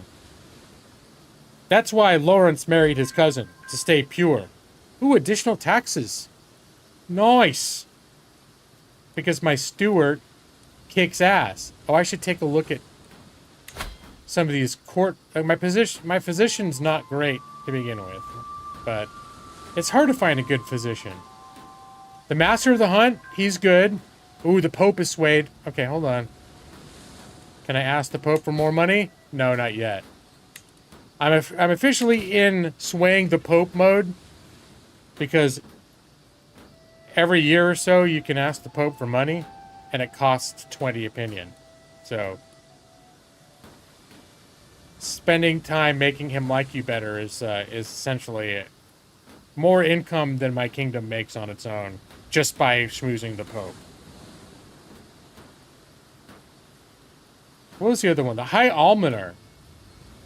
There's that woman who was the preacher that everyone was pissed off about. She's really good. She's excellent as a High Almoner. Nice. Alright. She probably would have made a good tutor as well. Do we have a tutor? Court tutor. What does the tutor do? Improves education outcomes. That would have been good too.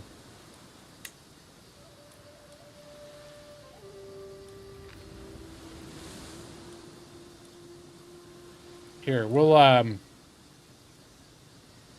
claim night, your niece and your friend, average. Let's we'll make this person our royal tutor. Wait. Oh, what's this? Our Archbishop has gained a spotless reputation for his absolute rejection of any carnal pleasure. His unwavering discipline has served as an example to follow for many young insularists trying to resist at the debasing lure of lechery. That's how you avoid getting congenital conditions like Uncle Brad. How commendable. Alright, what was this warning here? Oh, this is just saying that if I revoke it later, he'll be mad. Nah, that's fine.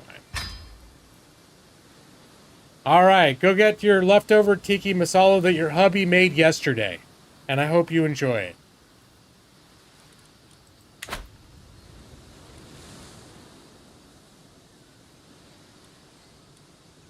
Let's see. Food taster. Master of the horse. That increases night effectiveness. He's our caravan master. Excellent, excellent, excellent. This guy's my marshal. Sorry, old. Beatrice, my niece and friend. She's 16, but she has excellent aptitude. Yeah, let's get her in there. She likes me a lot too. You are now master of the horse, Beatrice.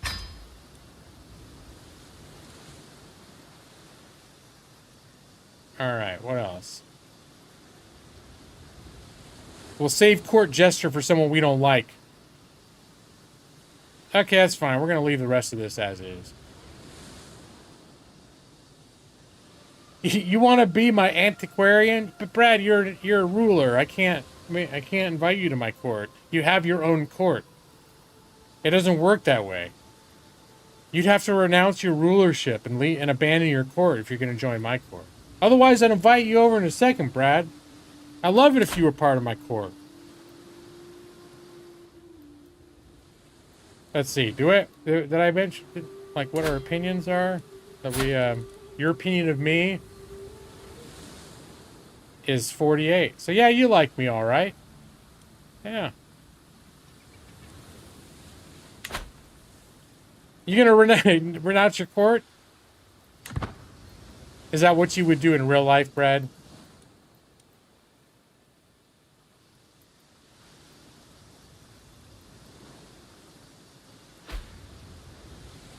Uh-oh.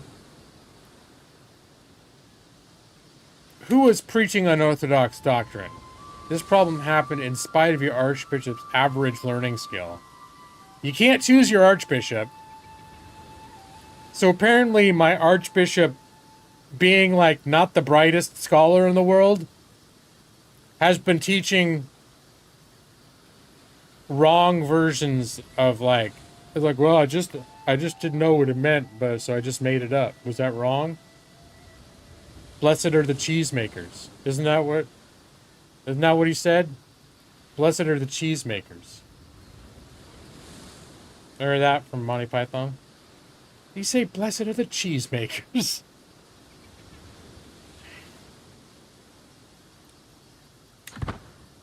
That, for those of you who haven't seen that, Life of Brian, Monty Python, where there's a crowd, it's supposed to be Jesus doing his Sermon on the Mount speech, and there's this huge crowd, and the characters in the movie are like way at the back of the crowd. They can't hear anything he's saying, so they keep mishearing everything that he's saying. Which I think is sort of a commentary on religion a little bit. You have these big crowds, and half the crowd they don't hear it right, what's being said. Did he just say, blessed are the cheesemakers? And they're trying... it's been a long time. I should watch that again. Very sacrilegious, but yeah, biggest, dickus.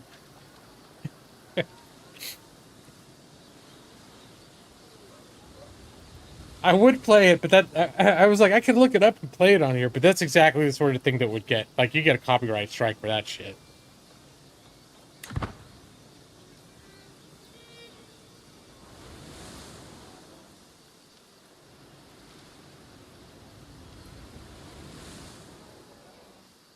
You know what? Like, my parents liked it. I'm not exactly sure how it was compatible. I'm not sure how many, like, if people are, like, super, like, conservative Christian, if they would be super, like, maybe it's different today. But when I was introduced to Monty Python, it was through my parents, and they thought Life of Brian was hilarious. And they went to church every Sunday. And they were, like, serious about that shit. But not serious. Like, I had other friends where their parents had, like, the book that came out every year that would advise the parents on every TV show and movie and toy and whatever else to advise how satanic it was. And there was just about everything was in there. Somehow, half the movies that you would want to go see were satanic. My parents never took it that far where they got the handbook of how satanic everything is. But yeah, I think you would describe my upbringing as fundamentalist. I've since somewhat departed from that path, but just to say, of course, their version of it might be different than what we have today. But that was in the 80s, though. There was a lot of religious fervor. I think Life of Brian did stir up. That pissed a lot of people off. There were a ton of people that were pissed when it came out.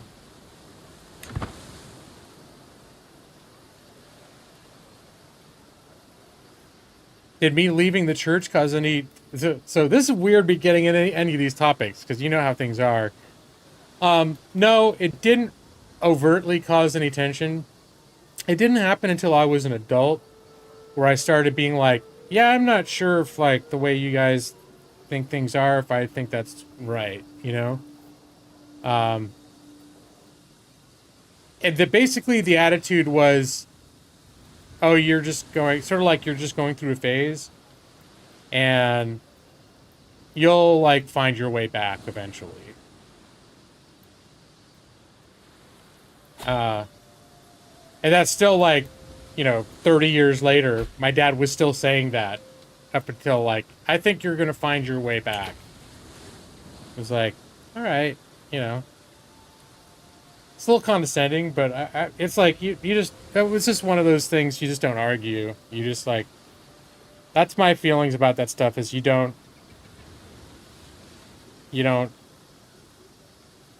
I understand the mentality, and I know there's no point to be, like, try to get into some debate about it. in that context is going to be a problem. That would be a problem. I never tried to argue with them that they were wrong or anything. And they never really came after me hard that I shouldn't do what I was doing. But they would always have this kind of, like, a slight condescending undertone of, like, I'll find my way back eventually. It was a narrator. It was not a phase.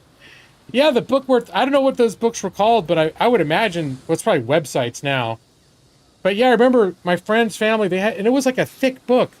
And it had, like, I remember Disney's The Black Cauldron came out when we were like 7 years old. And they looked in the book and they were like, oh, the Black Cauldron has like magic. And so it's satanic. This book says it's satanic. But the thing is, my friend's parents who had that book took me and him and his little brothers. They still took us to go see the Black Cauldron. So it was like, clearly they weren't like, oh no, but they did have the book because they wanted someone official. I don't know who wrote it or where they got it, but they bought it every year because they wanted to know like some opinion about whether something was like, had ungodly things. Like, I'm sure like the entire Harry Potter series would have been getting torched by that book if that had come out when I was a kid. Well, is it in a new Satanic Panic, like specifically now, or just for the last 20 years? Because the anti-Harry Potter shit has been around as far as I know, like the last 20 years. More than that? Right now, like specifically more acutely right now than 20 years ago. Yeah, I hadn't noticed.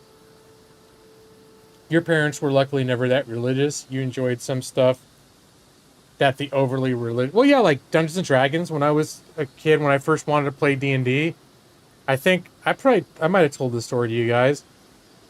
Because my neighbor down the street, I was like 6 or 7... I think I was 7 years old. And my friend's older brother down the street got Dungeons and Dragons. And I played with them one time. And I was like... I thought it just seemed like the most amazing thing. And also because I was into The Hobbit and stuff. And they had made characters of like of Bilbo Baggins and Frodo Baggins, and I was like, that's amazing. You could play a game where you get to play those people. I didn't really get what it was, but I remember I wanted to get the books to learn how to play, and I asked for them for Christmas. And my mom took me to the mall, and I sat down on Santa's lap and told him I wanted Dungeons and Dragons for Christmas. And then Santa lectured my mom for 20 minutes about all the weird shit you heard about, that it makes people like murder each other, it's satanic, it teaches them witchcraft, Dungeons and Dragons causes people to commit suicide and jump off of buildings, and all that shit back then. And that was like the basis for my parents saying like, no, we're not going to get you Dungeons and Dragons.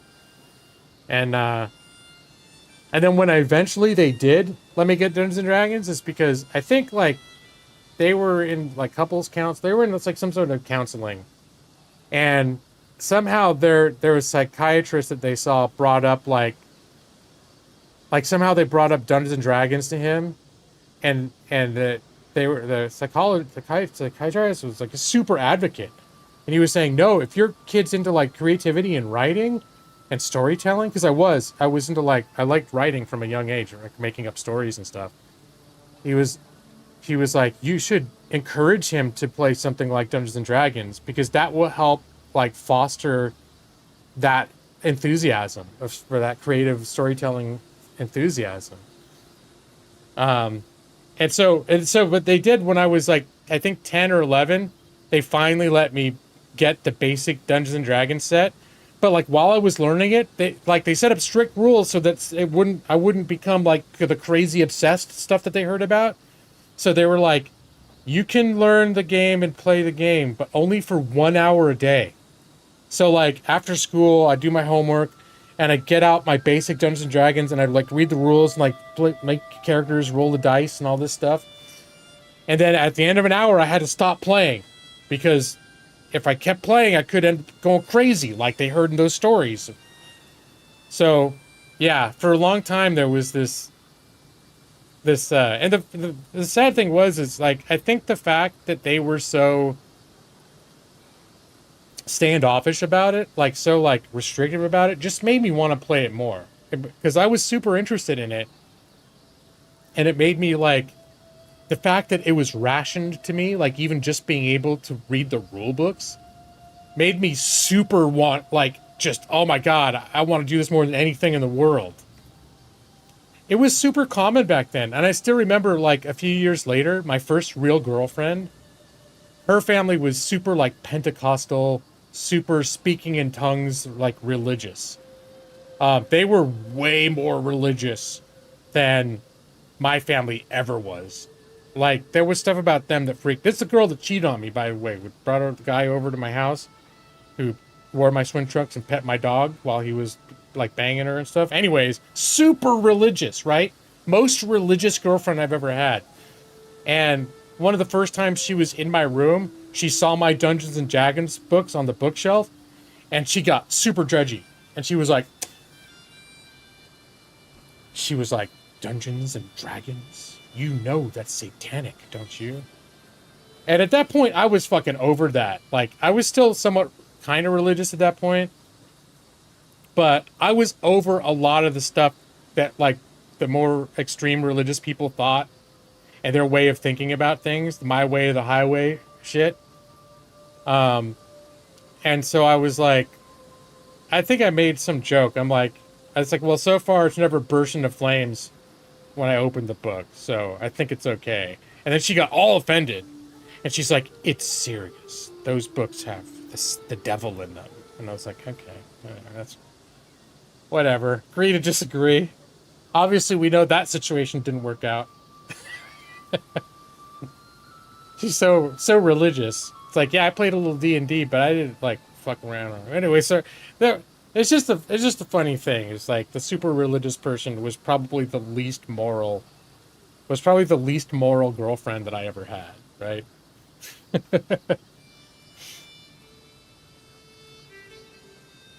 Let's see. I think they slipped it. I missed stuff most of the time. The villain was generally referred to by his last name, Xanatos. David Xanatos. You couldn't date a mainline Protestant, let alone an evangelical Pentecostal. Yeah, that was my first girlfriend. That was an interesting experience because I, like, pretty much in order to go out with her, I had to go to her church with her. I think probably my experience dating her and going to her super, like, the church was, because I used to go to church with my family when I was growing up. It would have been considered fundamental, but her church was like every week was this super like obvious manipulative thing about give us money and come up and then like come and surrender to Jesus, and if you don't do it today, you could die this week and go to hell. Like they'd be coming down hard on this shit, and I'd just be like, wow, that's not the kind of shit I'm used to hearing in church. Like when I was growing up, there was not a lot of overt, give us your money, and then and to help make sure you're not going to go to hell if you get in a car accident this week. So, her church wasn't super into the speaking tongues. They were Pentecostal. They were Assemblies of God. And so some, I guess from community to community, some of them are super like, where the congregation every Sunday are all like doing this spasming and speaking in tongues.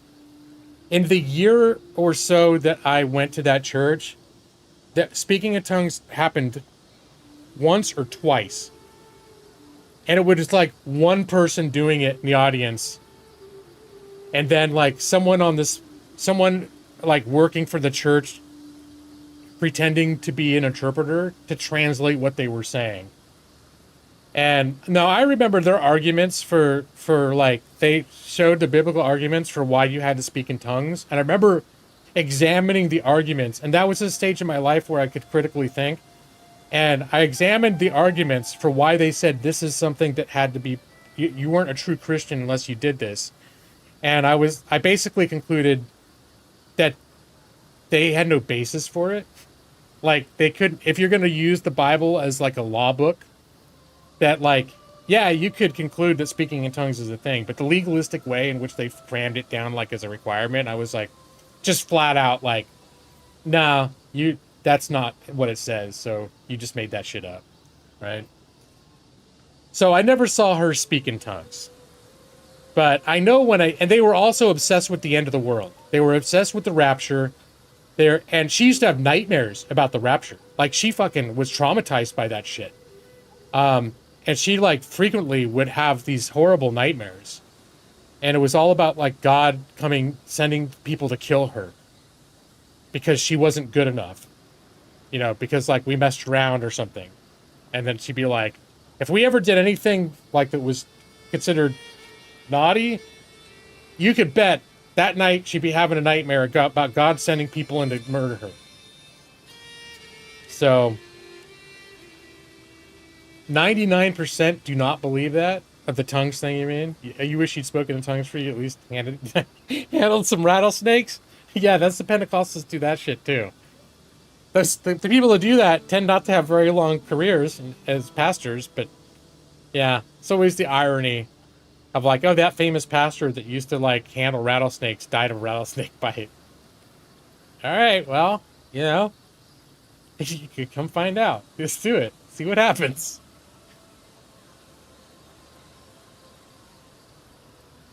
Oh no, yeah, I think snake handling was super rare.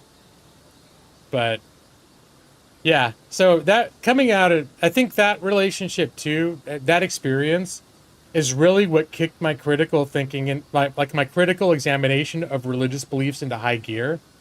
Because that's what really started happening was, like, I was criticizing, like, oh, well, your thing is ridiculous that you believe in this, that, and that.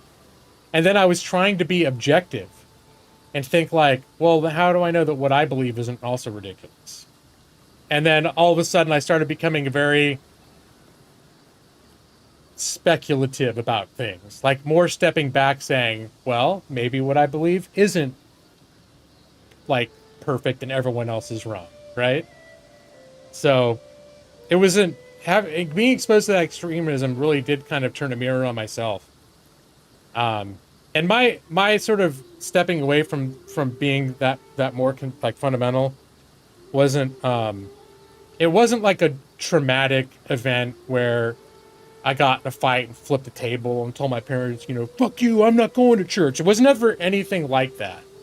It was just more like, as I got into the college years, and then I started looking into different books and different philosophers and things, and realizing that, like, there was in fact centuries of all sorts of thought and debate about the nature of belief, and different arguments about this or that, about, like, religion or what's true or what's not true. And I was like, oh shit, yeah, it's really like, if you dig it, you realize, like, everyone thinks they've got it, and then the people that are really honest are a lot more speculative about it. Even people who have faith, who are more, like, intellectually honest, tend to be more like, you know, here are the reasons that I believe this, but not like, my belief is 100% because Jesus told me so in my heart that I'm right and fuck you. It's like, okay, that's like, eh. Going to Tijuana and smoking meth. Yeah, that was all part of it, Brad. No, that actually came a little bit later. The going to Tijuana and smoking meth. It was like a year later, not much later. But you know what? Now that you mention it, there was correlation. You know, I ended up doing all these terrible things. So, anyway, that's fun. You got me talking. That's one of my rules on my channel is no politics, no religion. So this is probably the most I've ever spoken about religion on this channel, and actually express some opinions, which normally I would try to. This is normally the kind of shit I want to avoid, because there are people. There are people that could be extremely incensed just to hear that, like, oh, I thought speaking in tongues was a bunch of bullshit. And when I examined it, I didn't necessarily think it was bullshit. I just didn't think I don't think they had a solid foundation to have, like, to conclude, like, oh, you're not a true Christian if you don't do this. It's like, nah, I thought that was bullshit. That was just personal experience, and you really enjoy it. Well, thank you, Brad. I'm glad you really enjoyed that. Really, honestly, it is exactly the kind of discussion that for years I wouldn't want to shy away from. And I wouldn't want it to be something that we talk about in here. And I definitely would not want, like, at the second it started to look like there was some sort of debate about it brewing in the chat, or something that I'd said, they've been like, well, but man, I'm at Assemblies of God Church or whatever, and my family speaks in tongues, or, you know, whatever like that.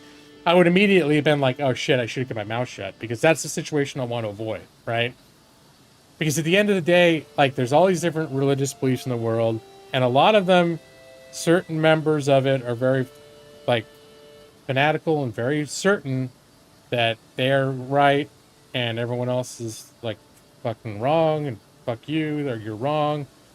And you can be friends with that person if you don't ever talk about their religious beliefs or argue about their religious beliefs. But the fact is, most of those people wouldn't go 5 years knowing me with never bringing up religion in the first place if they were that, like. So I think at this point, probably the people that have been hanging out here for 7, 8 years and it's never come up, I probably don't need to worry about you being like that kind of person. But that doesn't mean that there are not people here who are religious. Because I have friends, like some of the, at least a couple of the guys that I play D&D with are religious. And, you know, one of them still goes to church every Sunday. But I don't know if you'd consider him fundamentalist. So, but I know that, like, if you're going on a tirade against religion, or like flat out like attacking religion, there are plenty of people like that who it's like, well, shit, you just said all religious people are like morons or something, and I'm a religious person. So, like, I definitely want to avoid any kind of, like, that kind of discussion where people are saying things like that. And you could totally be, Maxie. Honestly, you could totally be. And I know, like, Evie, I think you mentioned you come from a religious background. And I don't know what that implication that has for today, like how you are now, but I have assumed that, I mean, more people than not are religious in this country, and I assume that that's going to be reflected in people that I meet online. So that's one reason I didn't want to bring it up. Like, you know, if I was going to say I used to be religious, but now I'm not, that's triggering to some people, right? Just to hear that, like, oh, here's someone that was, and now they're really not anymore. Like, that's enough to cause, like, a spark of all of a sudden there's an issue, right? So, you used to be religious, but not so much now. Your parents pushed you too hard, and you got burned out. Like, and yeah, I've been on, like, a kind of a journey about it. Like, there was a phase in my life where I probably, like, when I rebounded away from it, I was almost more like anti-religious. And now there's, like, I'm very clearly anti the way some people use or treat religion, or, you know, employ religion. I don't like, but it's like, it just comes down to people. Like, I don't think people should not believe what they believe just because I don't think it's true, right?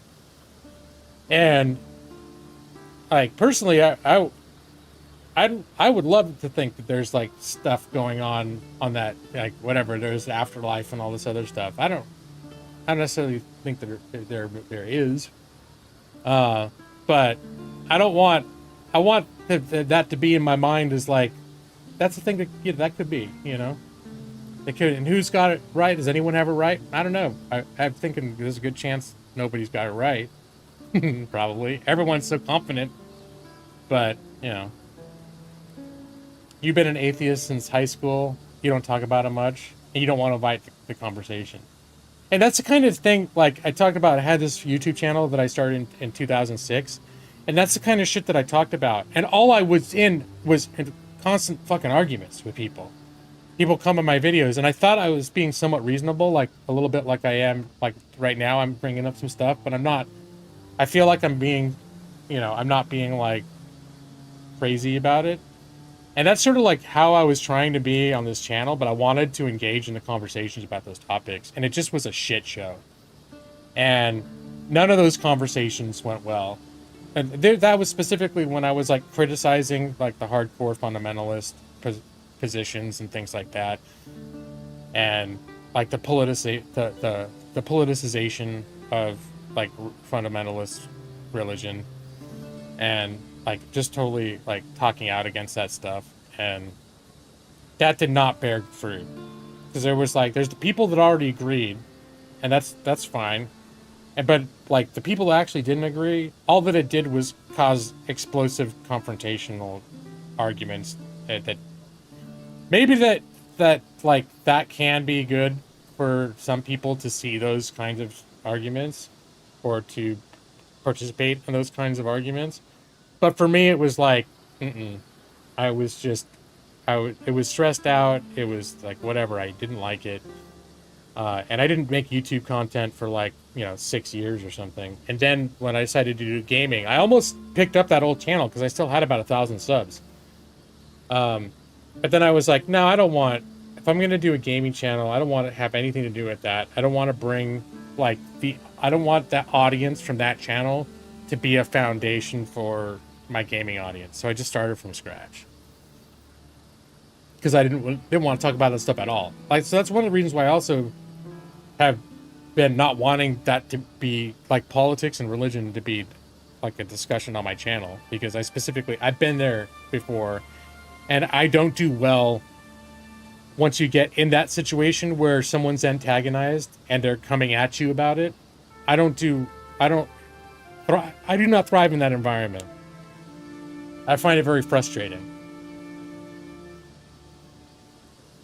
See, in your experience, the most likely to become atheist is to go to a Methodist church. You grew up going to one. You still have no idea what they believe other than boring attendees. I don't even know, like when I was growing up, we basically considered ourselves non-denominational. But I know we occasionally went to churches that identified as denominations.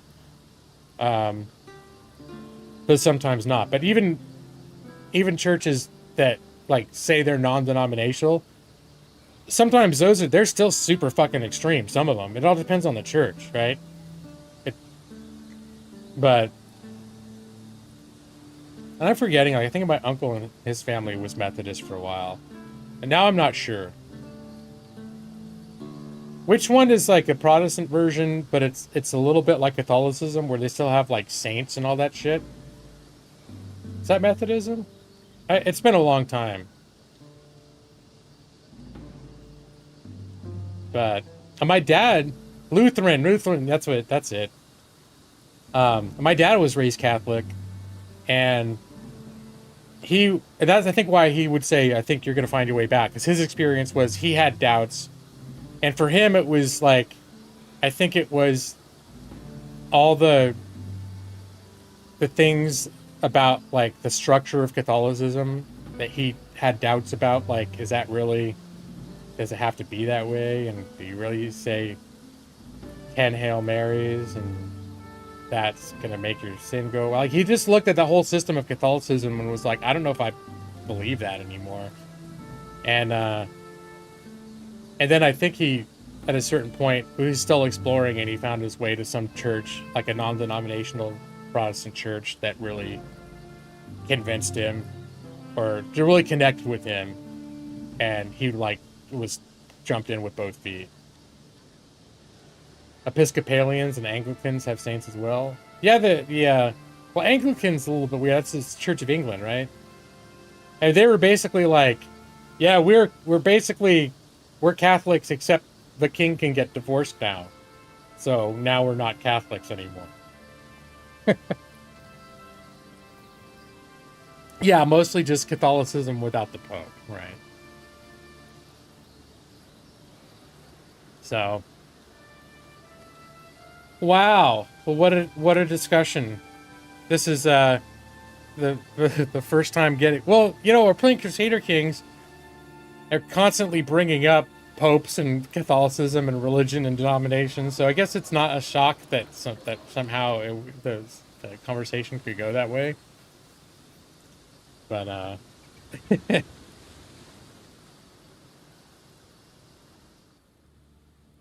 but yeah, so insularism, guys. That's the Irish version of Catholicism. So the Pope was not swayed. I'm going to keep working on the Pope.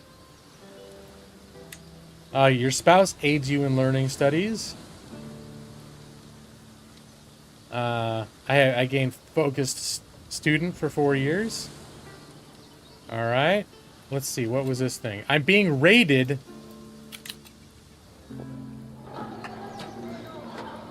That's a big army. That's bigger than what I got. Can I call allies to help me deflect raiders? No.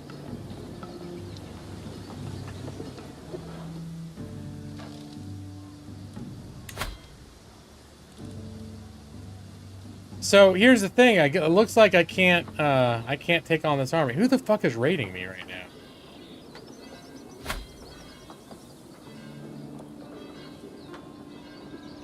I want to know who the raider is. The raider. The Kingdom of Alba? Brad! Your kingdom is raiding my kingdom, Brad. Sure, just blame it on the congenital disease. Time for a punitive expedition to Angerman Land. See, people can talk about stuff without BS. Well, and I think that's like, you know, in our group here is kind of cozy at this point. But like, I knew for a long time I didn't even want to bring it up because like I was like, you know, what if there are people in here that I'm friends with? They're not like super hit you over the head religious, but if they found out that I used to be religious and now I'm not, it might like set them to be like, oh, it's time we have to save G-Law or whatever, you know, and then it would end up in some sort of a weird conversation that I don't want to have. Which, you know, could end up with me like telling that said person like, hey, maybe you need to back off a little bit and let me do my thing and I'll let you do your thing. Sometimes those conversations don't go well. And I was like, better avoid the topic altogether, right?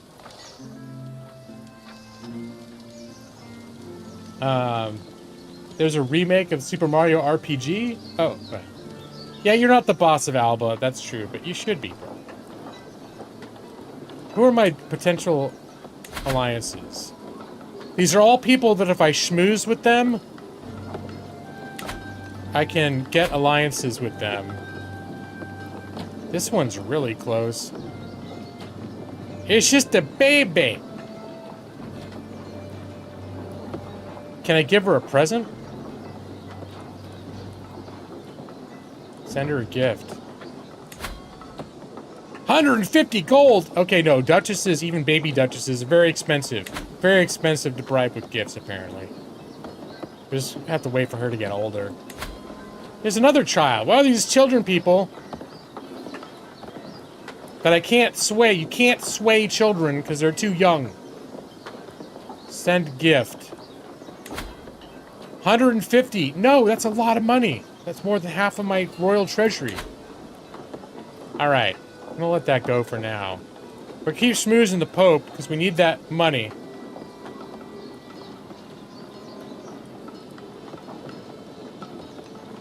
Master Detective Archives Rain Code. I have no idea what that is. I will say the two things that I'm excited for. And Nick, you still there? I am officially excited for the full release of Baldur's Gate 3. I almost got such an itch that I almost bought it until I learned that current, because I know it's coming out like almost like what, 6 weeks? It's coming out soon. But only chapter 1 of 3 is available right now. And if your save could continue into full release, I probably would have bought Baldur's Gate 3 and probably started playing it a couple weeks ago. Like, I was so on fire to try it out and play it and jump into it. I just got like a real strong itch for it. And then I saw that, yeah, I mean, there's a lot to enjoy right now. But if the idea is to start a game save for a super long game that I plan to finish, without replaying it, then that would need to take a form of post-release. You're looking forward to BG3 too? You skip most of the updates to avoid burning out. Yeah. But yeah, I'm officially excited for it. And then beyond that, the next month, Starfield is coming out. I'm pretty hyped about Starfield. Now that doesn't mean I'm not 100% like convinced it's going to be good or at launch, or that there may not be problems with it. But I've seen enough about it to make me excited, to make me, I would say, cautiously optimistic, but I think I've seen enough to be justifiably optimistic. But with the caveat that there's some things, there's still room for it to have issues, right? Or it not to be like that great. But it sounds really good. It could come out and be buggy as shit, play like garbage. But it does sound like also they have spent more time polishing it than they have with past titles. Like, I think the Bethesda Game Studios knows that they need a win right now, especially after Fallout 76. That they need a win right now, and they need that they're making more efforts to not put out a turd. Like Skyrim, one of my favorite games of all time, came out in kind of like a shit state when it was released. All of their games come out in kind of shit state. Like a lot of problems. And it may still be the case here, but I feel like it sounds like they're putting more effort in to avoid that this time. Your husband got the $300 version for Starfield for Xbox? And he's going to get a Starfield smartwatch and some other... Cool. Is that coming along? Because I think I saw that they have some, like, boxed sets that come with all sorts of cool stuff. I think I've seen that. That seems pretty cool. So, I'm just curious to see... Like, if it for some reason went on sale at all before release, I'd probably just buy it. But as it is, it's going to be available on Game Pass. So that's my main debate, is if on launch day it is available on Game Pass, which I canceled my Game Pass because I haven't been playing my Game Pass games.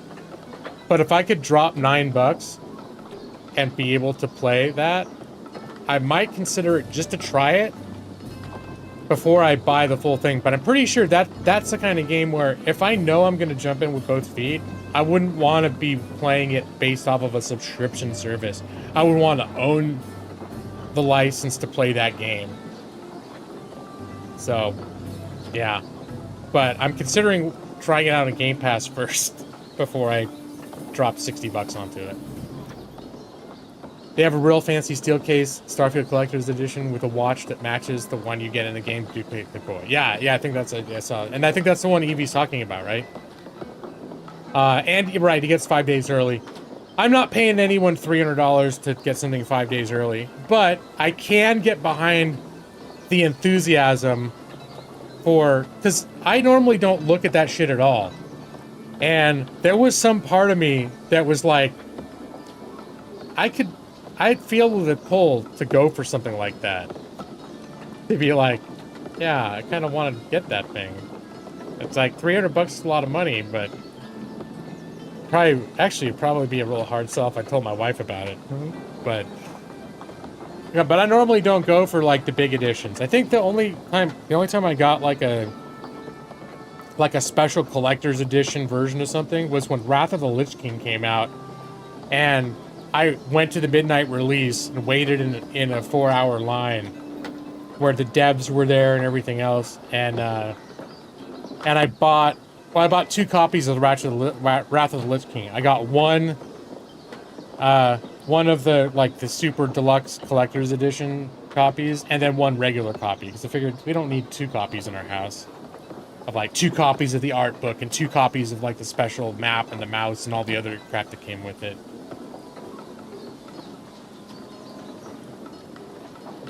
I could get the $300 version. It will seem cheap compared to the divorce. Yeah. That's what I was like, yeah, that would be the kind of buying decision that, like, it's not like we can't afford it, but it could cause some marital strife if I tried to pitch the idea of it. And in fact, honestly, that's when I start thinking about, like, well, shit, instead of doing that, I could get, you know, basically buy, like, a Switch and be able to play, like, the Zelda games. There's other things that, gaming-wise, would probably make more sense for me to spend that much money on if I was going to do some, like, drop that much on something, right? Because there's consoles that I don't buy because I got too many games already on PC to play. But there are always those handful of games, especially Nintendo, those handful of games that they're never, ever, ever going to come to PC unless you get far enough where that you can play them on an emulator. But, you know, like when the new Zelda game coming out, it's sort of like, every time a Zelda game comes out on Switch, I'm sitting back, like, just kind of drooling over it a little bit and knowing I can't play it unless I get a Switch. But then not feeling like I can justify the cost. It's like, because it's literally, there's 4 games that I would want to play on the Switch, and that's it. So, everything else is like, PC. Playing on PC. You can play any Switch game? Already you can do Switch with an emulator? For some reason, I always associate emulators with, like, significantly past gen titles. It wasn't on my radar that I could play Switch with a mid-range PC. Oh, jeez. Maybe I will look into it. Maybe I won't, though, because that would be illegal for me to say something like that. Yeah, emulators are questionable legal. Whatchamahoo's it. Alright. Well, I did do emulators and play some, like, old school stuff. I did mess around with that a little bit a few years ago. And what was it? I was playing...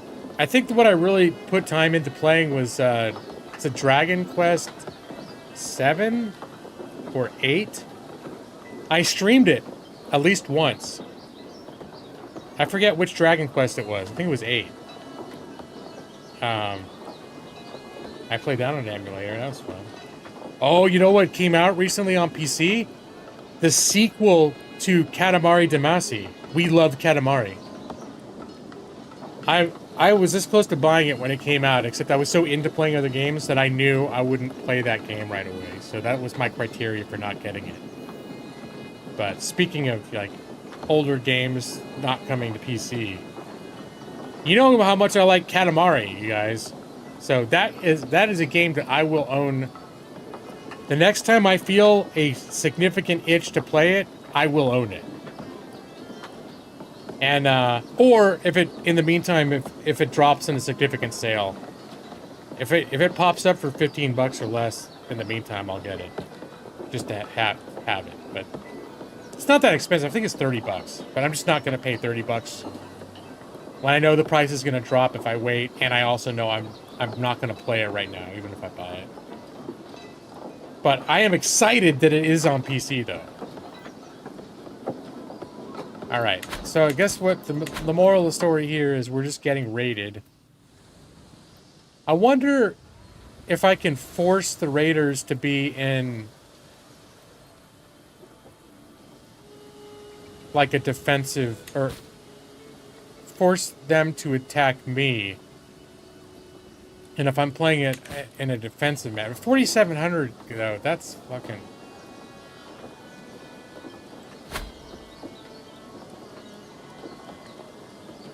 You have any information about this army?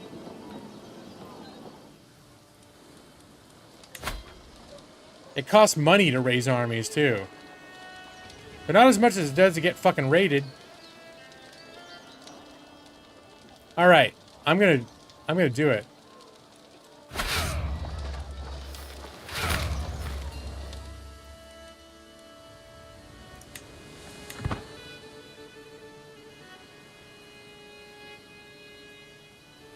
And can I call allies? I don't think I can.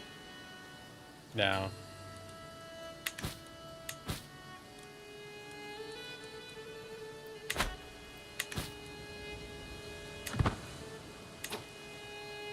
I should buy it now and then play it after the baseball and Sid Meier's I missed that. Was I also going to play Sid Meier's Pirates? And what was the... I have bought a few games this week, like over the past couple of weeks. There was a sale on VR games, and I got a game called Into the Radius. It's a Quest 2, the Quest 2 version of it. And I actually did play that for a couple hours. Almost got sick. It's basically like Stalker, Shadow of Chernobyl, but a lot more like focused on the realism. Where it's like you have to put the bullets into the cartridges before you load them and stuff. But yeah, it's got all that kind of survival shit that I like. And I played it a little bit, and it was real kind of cool being in like a stalkerish like world in VR. Matus! You saw... Oh, wait. No, you saw that I played Star Dynasties for the first time. Yeah, I mentioned that earlier. That is a game that I picked up very recently because it's been on my radar. I only learned about it a couple months ago. But I put it on my wish list because it looked like I wanted... I'm like, shit, it's like Crusader Kings crossed with Stellaris. It's basically like the focus on playing a dynastic ruler and doing dynasty Games of Thrones-y type politics. Are you familiar with that game, Matus?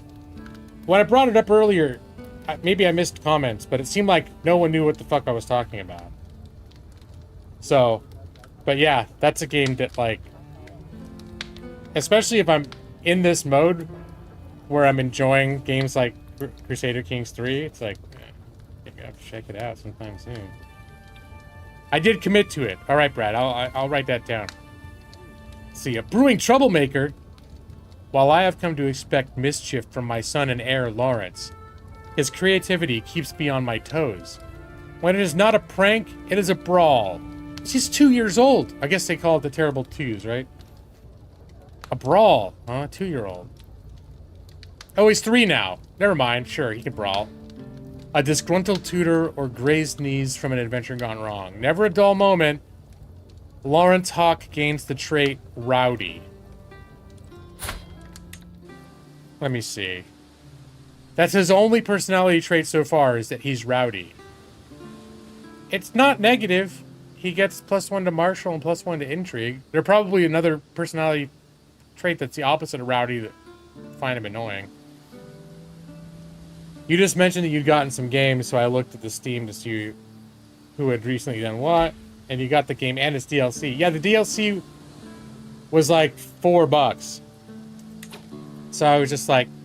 and the people said it's simpler than Crusader Kings. So... I was like, well...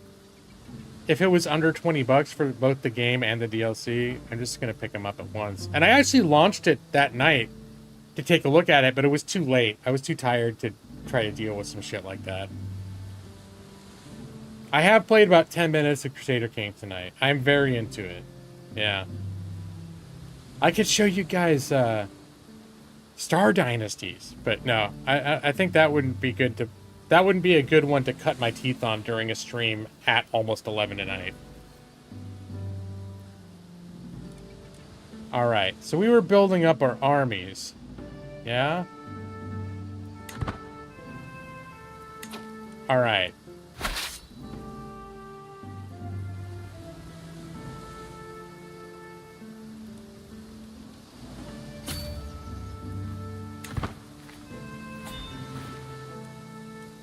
Ooh, I got an arranged betrothal. Emperor Vela Pragmatic of Leon? The Emperor of Leon?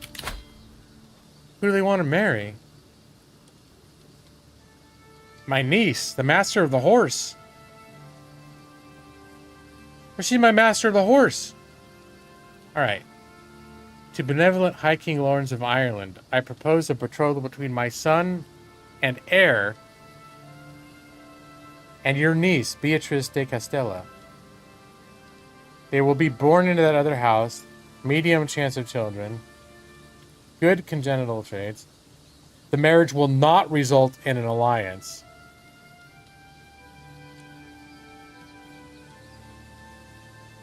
Is there a reason I want to do this then? I mean, to know that I have a niece that's could be the Empress or something, that's like clout. You know what? Fuck it. Yeah, let's have our blood mingled with an Emperor's blood. Although Leon, I have a feeling, is not exactly like the Galactic Empire huge entity. Get her married, then assassinate her father and husband. There we go. I could demand a matrilineal marriage. Nah, I just like the idea that my niece could be an empress. They won't be part. The thing is, murdering their shit isn't going to matter for us because they won't be part of our dynasty anyway. So, neighbor 1 ruling war. Your neighbor King Skover is won against Jarl Uppland in the War of Tyre. All right, sounds like a bunch of shit I don't care about. But good for you guys that you won something. Oh, look at this. This is costing me some money.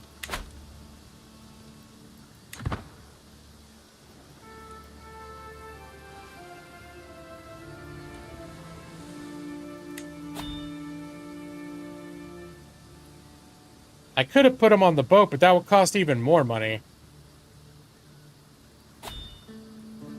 Being raided is costing me a bunch of money, too. Nobles love mixing blood? Sure, yeah, why not? If she's married to the heir and the father dies, she becomes empress. Then her husband croaks and she's in control. But see, the problem is that's great for her, right? But at that point, she's not, like, part of my dynasty anymore. Right? So, in terms of what I get out of that, I don't think it matters. As far as I understand how the game works, that won't benefit me for her to gain full rulership. Because when she marries into him, she's no longer of my dynasty. I don't think. Maybe... And that could be my not fully understanding dynastic mechanics of this game too. If there's a way that somehow she marries in, a bunch of people die over in that family, and then somehow she becomes the ruler while simultaneously adding what she has to the Hawk Dynasty's power.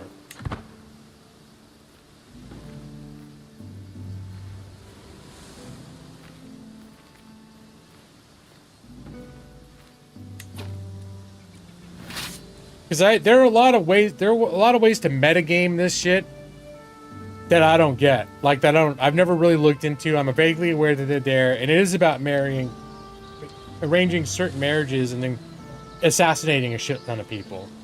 And I know that there are ways of doing that you can do that. Maybe that's one of the ways you're talking about. I've never been interested enough in pursuing that mechanic to really understand how it works. Alright, I'm going to combine these armies so no one's caught with their pants down completely alone. And this puts us here. Let's take it to here.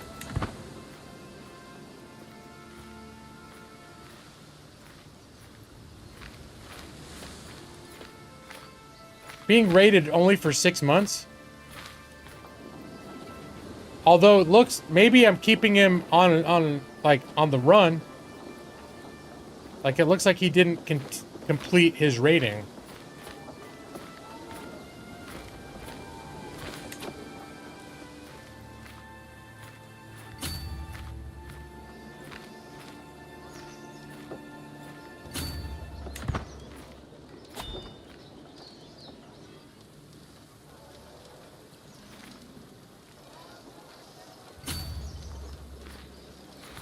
Uh-oh.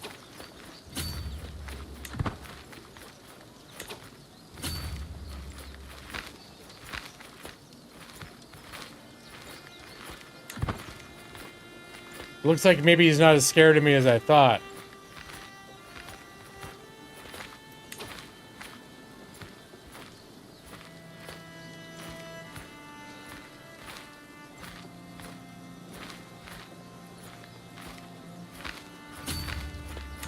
I'm gonna go into the high mountains.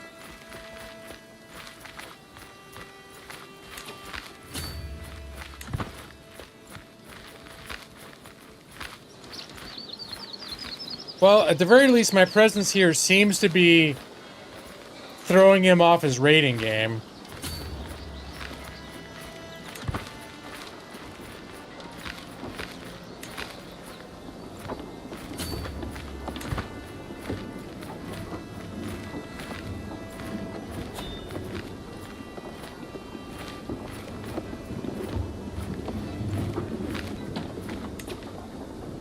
So, coming over here would be a bad idea.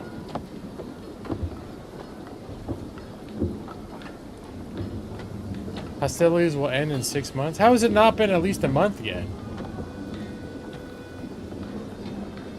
Can I get any indication of, like, what kind of leadership he's got? His martial strength is not amazing. What's mine looking like? Mine's not amazing either.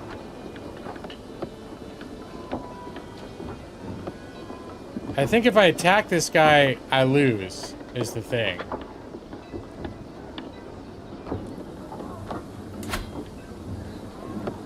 Alright, let's just see. Fuck it. You only live once, right? It says I'll probably win. I don't know why I would probably win.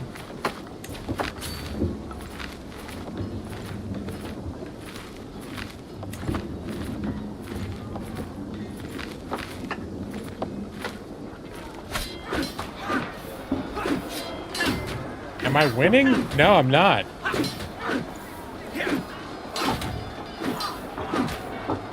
I'm not losing as quickly as I would have expected.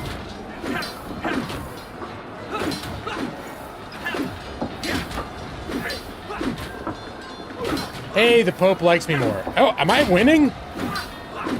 Wow, that was a narrow margin.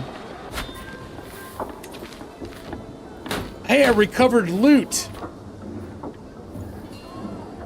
Alright. Hostilities will end in 7 months? Why does it keep getting longer? Alright. Pope Victor swayed. Can I ask for money from the Pope yet? Alright, you know what we should do? We should schmooze Duke Diego now. Because we got it. If I get 35 more reputation, or if he likes me 35 units more alike, then he will form an alliance with us.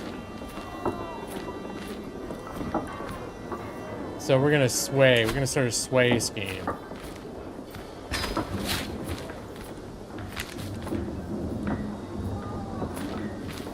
You think I should attack? Well, this is the weird.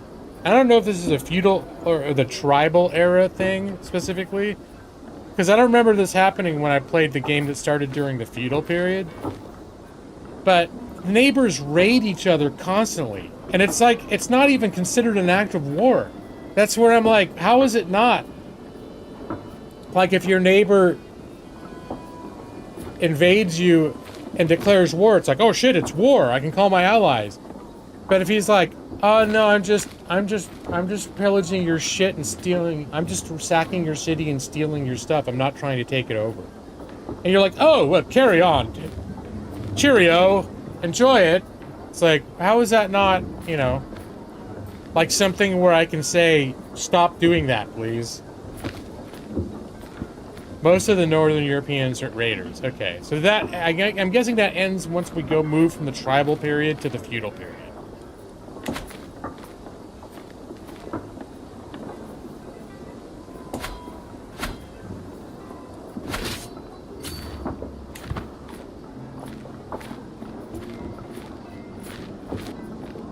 Alright, so where does he go now?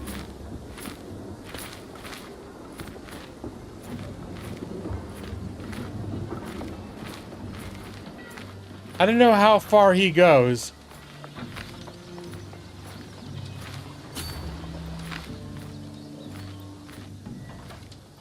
But I'm gonna chill out up here. Keep an eye out for him.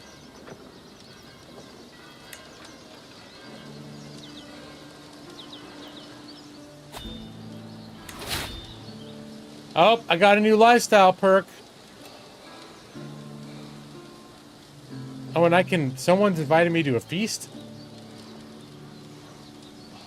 Okay, 4 months. Okay, I feel like it's not worth it. I'm gonna disband my armies.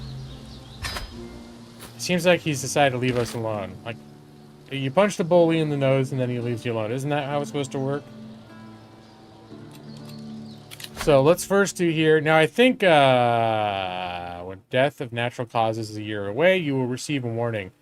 I think I actually am going to try to encourage his health. Wash your hands. Yeah, we're gonna, since Lawrence Hawk the First died at 49 of health complications, I think we may want to focus on giving this guy a chance at some longevity. Because what is he? He's 48 right now. His predecessor died at 49. You know, the age that I am right now. But I'm guessing his predecessor didn't have Beat Saber and Huel to keep him healthy, and an Under Armour hat. All right. So what's this other thing? Where does High Chieftain Longenshong live? Oh, he's in my realm. So I don't even have to... I think that means I don't even need to appoint a regent.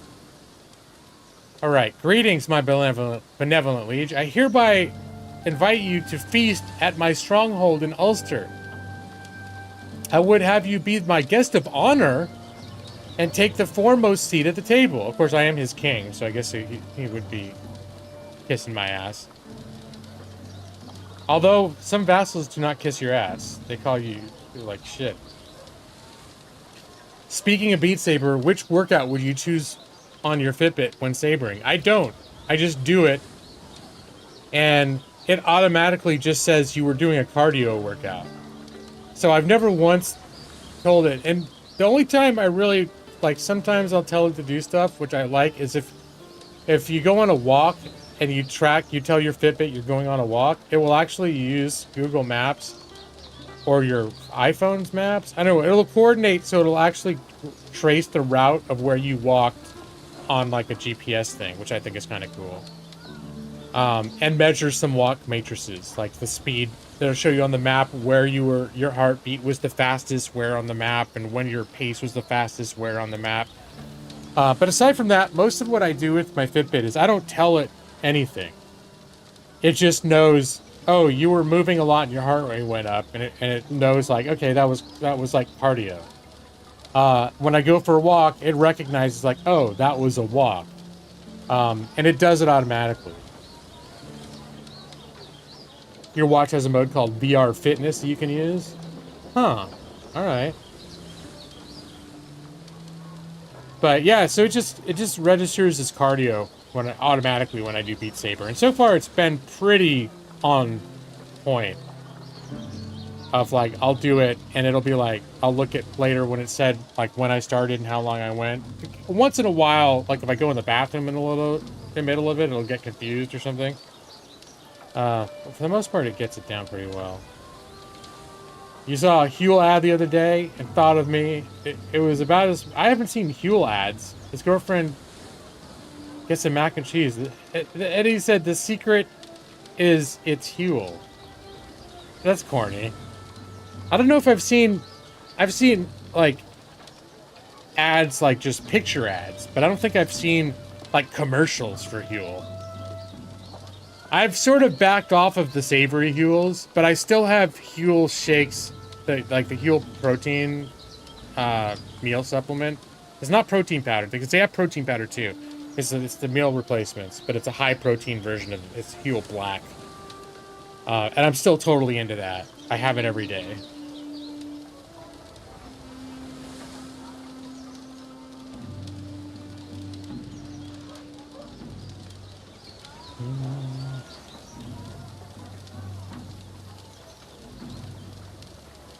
What is VR Fitness? What is that even?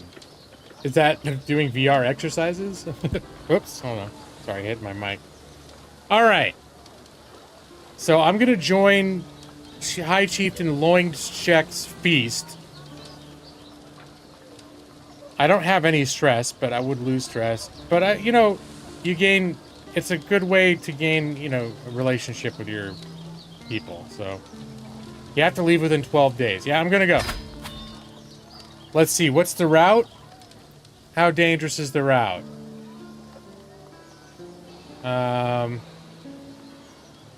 There is some danger coming through these hills. So do we have a special Mountaineer? 6 gold. There, that eliminated that as a likely danger spot. So I think we're good. We're going to bring our Mountaineer. We do have a caravan master that makes it faster when we travel. So good on him. And I think we're just going to do it.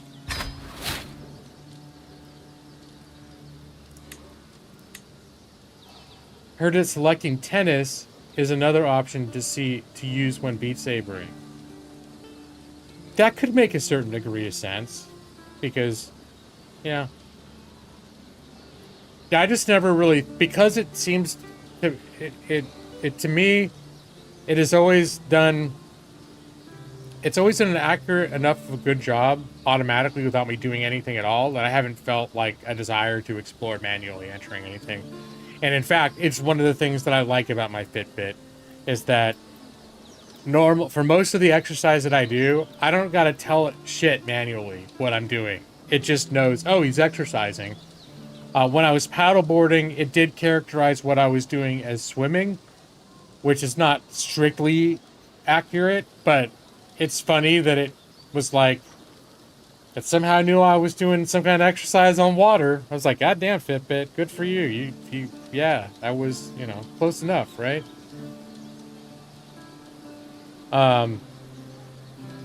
So, and I don't know how Apple Watch compares. I think I've heard Amanda say that she has to be a little more manual with her Apple Watch about telling it stuff that she's done, but it still picks up a lot of stuff. But I don't know how it differs. Like, cause she has mentioned having to do more manual stuff, but also on the flip side, she also did more manual stuff with the Fitbit, because she liked to be precise. And every time we'd go for a walk, she would manually start the walk. Mostly because she liked seeing the map of where we walked. But a feast, a fresh start. My vassal, High Chieftain Loingshek, is hosting a banquet in Ulster, and the time has come for us to depart. The feast is in honor of me and all of my magnificent accomplishments and feats. Like that. What did I do? I haven't really done shit yet as king. I did drive off the raiders, didn't I? I was in charge of that. I schmoozed the Pope and got some money, but really, I think Lawrence II hasn't done too many amazing things. I do look forward to trying the spiced wine of Ulster, of the Ulster region, as well as enjoying the local cuisine. That reminds me, I'm getting a little hungry. I can't wait! All right, we're on the road. On the road. This is part of the new expansion that has your character actually occupy a physical space that travels places. That's new. That's not in the base game. Travel Weird Whispers. I've noticed that Alaric avoids me. Who's Alaric? My champion? Oh, he did not like me. He's a rapacious villain. Rapacious.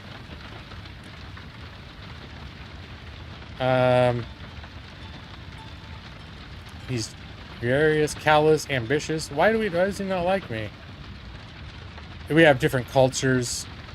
And I guess if you're ambitious, you don't like powerful people. He thinks that insularism is a stray because he's Catholic. And he's disappointed. I don't know why he's disappointed. Alright, whatever. So what's his deal? He avoids me more than usual.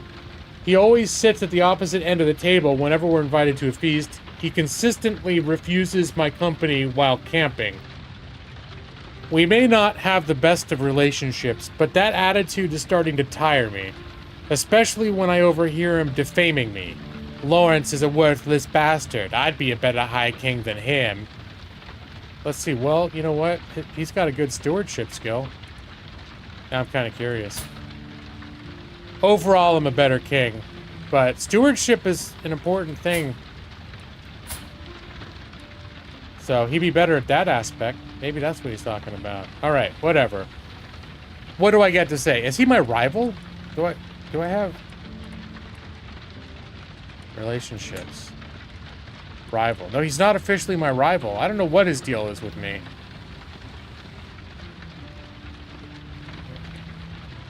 Garibaldi. I have one rival. His name is Garibaldi. He lives in the Holy Roman Empire. He lives halfway across the fucking world. Alright. So what can I do? He says he's a better king than me. You want to know how it is? I'll show you. What are the possible outcomes? Oh, like I attack him? Like I challenge him to a duel? Let's see. My martial skill is 17. I'm actually... Lawrence the One was a wuss when it came to fighting.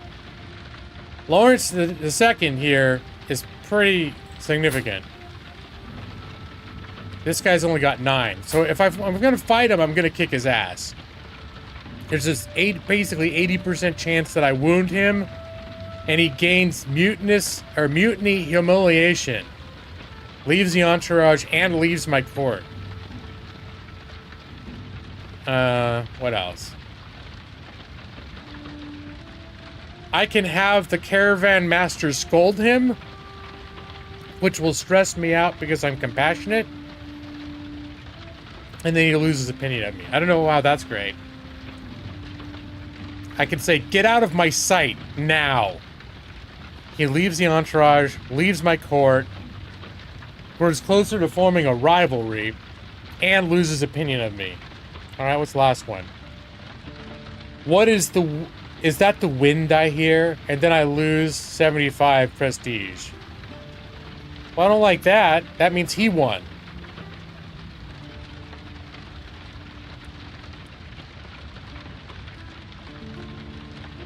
Just tell him to get the fuck out of here.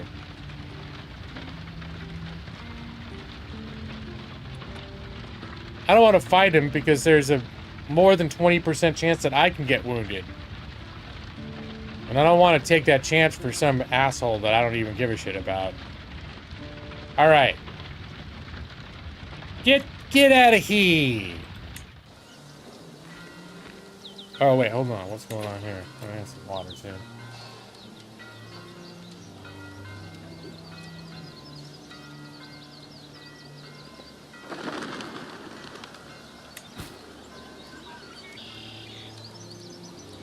I can designate a guardian for your daughter, Evie25. No, I'm raising Evie myself.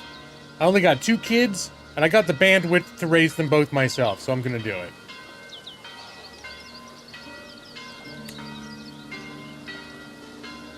You can restore inactive accolades. I kinda don't give a shit about this. Alright.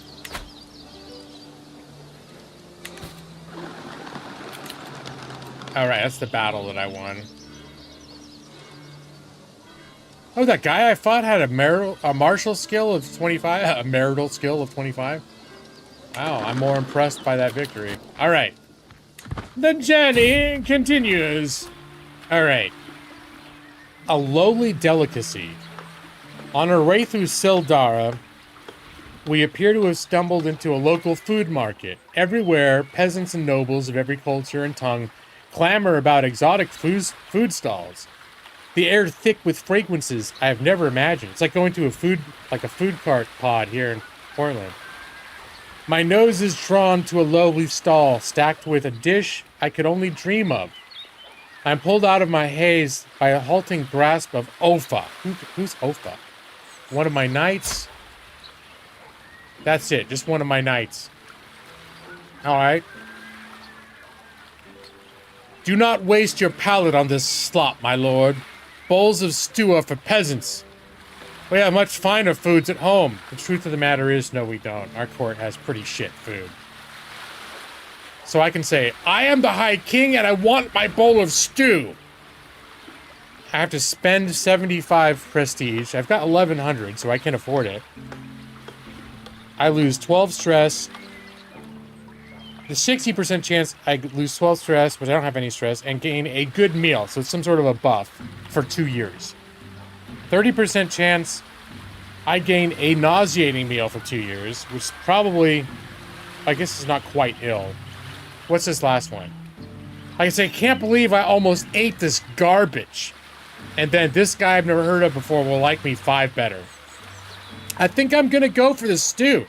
I'm spending the points, dude. I'm eating the peasant stew, you stuck-up snob. I'm nauseated. Okay, what? I got nauseating meal for 2 years. All right, so what is that? What does that mean for me in practical terms? A nauseating meal. This character recently ate some disgusting peasant food. Stress gain is plus 10%. Did I gain actual any stress? No. So it just means if things arise that would cause me stress, I gain a little more stress because my upset tummy makes it more stressful. I don't think, does it impact my health? No, it does not impact my health at all. I'm feeling fine. It's not a factor. Although, speaking of health, though, let me see. Let's see, who's my physician again? He's terrible. Why do I have a terrible court physician? Oh, he's sick. Is he gonna die anyways? Is he about to die? Health poor. He's my steward, too. Alright. I'm gonna see about replacing him. Maybe this will be the straw that broke the camel's back. The stress of being fired. I am going to die of peasant stew. It's like, I think the best I've seen is like someone with a poor aptitude, which is what he used to have before he became, his health went bad. So, hey, that lady that I hired, the high almoner, the lady preacher that everyone was so in an outrage, she would be an average one. You know what? Yeah, dude, let's make her the doctor. And yeah, he's gonna get mad. The steward's gonna get mad. But he'll cope. So does that mean I no longer have a high almoner now, probably? Is she both?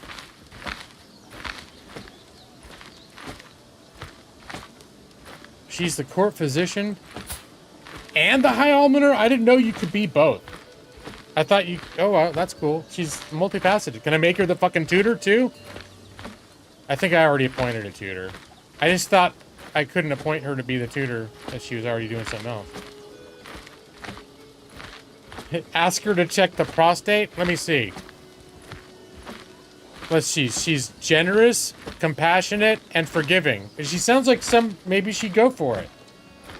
I should be like, oh, you poor dear. You need me to look at your prostate? Would that make you feel better? Is that what you need to feel happier, my king? Very well. She's an astute intellectual. She's compassionate. And part of being compassionate is thorough prostate exams. Alright. Alright, continue your journey, King Lawrence. Hi, King Lawrence. Hey, it's feast! Making time. The servants run across the hall bringing the final decorations. Some of the guests are yet to arrive, and I indulge myself with a delicious drink by the fire. There's no place I'd rather be. We have a lovely time ahead of us. I just gained 35 prestige, okay. Having a nice drink with, I don't know why he wears a mask, but this is our host right here. We're buds. And here are the, I guess the people I'm hanging out with at the feast. Okay, I can choose an objective for the feast. Recreation. I can choose to befriend somebody. Okay, stress relieving opportunities. I have no stress. I don't want to murder anybody. I don't want to seduce anybody. Who can I befriend? My Aunt Yumi? She's my mother-in-law, too. Maybe I do want to, you know. Who else? This is all of his, the people in his court. Maybe it'd be good to be friends with his he's 33. Maybe I could try to just be his friend. It doesn't hurt to be friends with your vassal. Yeah, why not? He brought me here as his guest of honor. I'm gonna try to be his friend. Yeah. Let's do it. I'm gonna make you my best bud. And he's like 15 years younger than me, so the chances of him dying and before me to cause me grief, which does impact. That's how Evie died. One of her best friends died, and that's what pushed her over the edge and killed her. So that's where it's like, if you're gonna make friends with someone 20 years older than you. That's why I'm all friends with you guys. I'm this old dude on YouTube making friends with all the younger people, except, you know, Maxie. So Maxie, the moral of the story is, don't die, dude, because then you're gonna cause me stress, okay? And I don't like to deal with that shit, all right? So this is the lessons that I've learned from Crusader Kings. Her dying friend was just fucked everything up, right? She wasn't ready for that shit. All right. Let the feast continue. Every guest is gathered in a great hall, and our gracious host, High Chieftain Loinshex,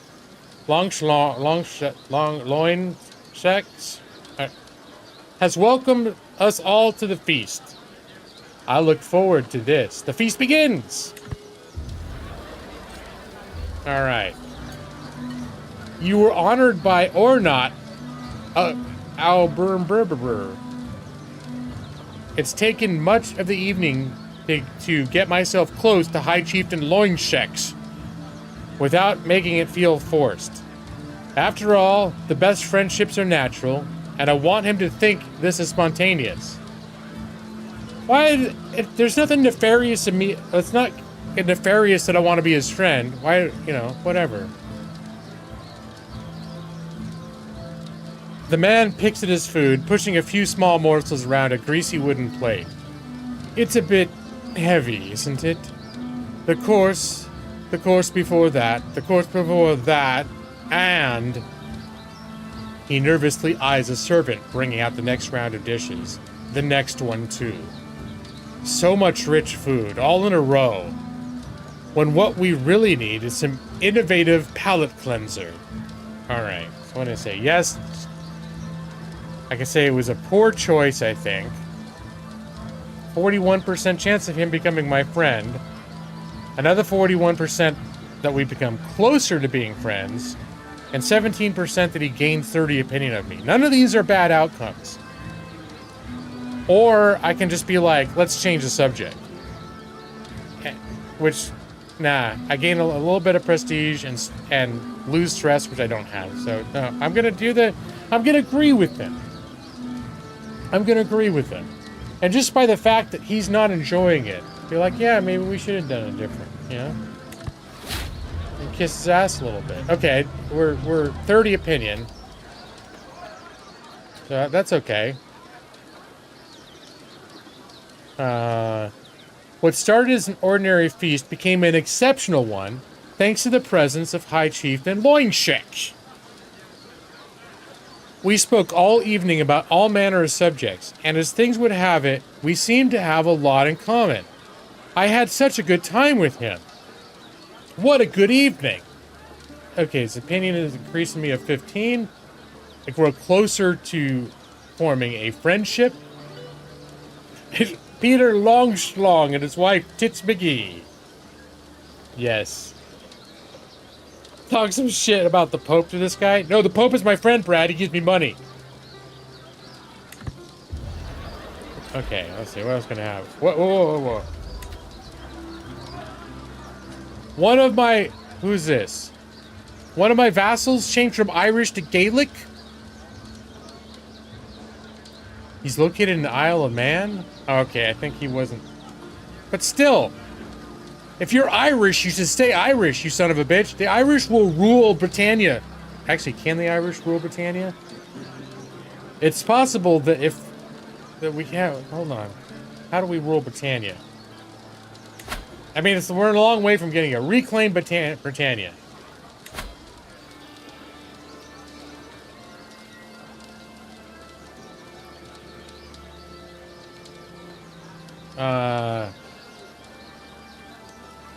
I'm traveling. You do not fulfill the requirements. I have to completely control the region of Britannia. And all of your powerful vassals must have a culture with a Brythonic or Goldenic heritage. I don't know if... Is Gaelic a Goldenic heritage? It is. It is. Okay. That's fine. Gaelic is fine.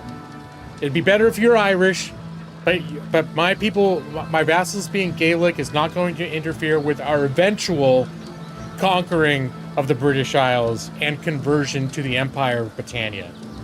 Which is sort of like, you know, that's the dream, isn't it? I'm gonna have to fight Sweden. Take it straight to the heart of their country. Angerman Land. You rule till the potato famine hits. Yeah, I don't think that happens until, that doesn't happen until Victoria. So, alright. Anyways, well now we know about that. What was this thing going on up here? Can I ask the Pope for money yet? Yes, I can! Let's see. Oh, he's got plus 52. So that means that he's got enough like of me that I can get him twice for this.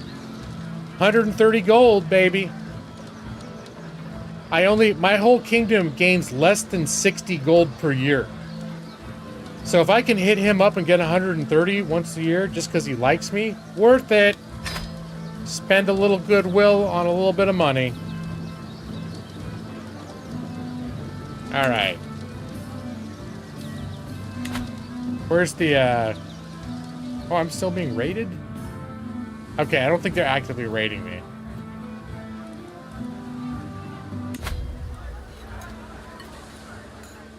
Beast, a surprise oath.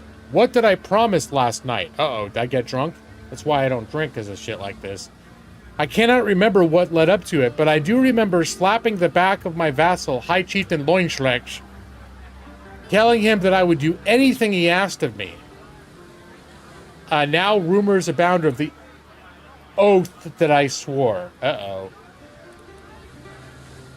I could say a promise is a promise, and then he gains a weak hook on me. I don't know what he can use that for. I can say it was just a drunken ramblings. And then everyone gains 5 opinion of me? Wait, what's the downside? No. I'm saying just the drunken ramblings. Yeah? I don't owe him shit. It's just something a drunk person says, you know? Oh, greetings from the Pope. I have considered your plight and decided to grant your request. May these funds help you spread the true faith in your lands. Signed, Pope Victor of the Papacy. I will use this wisely. 130 gold in my pocket, baby.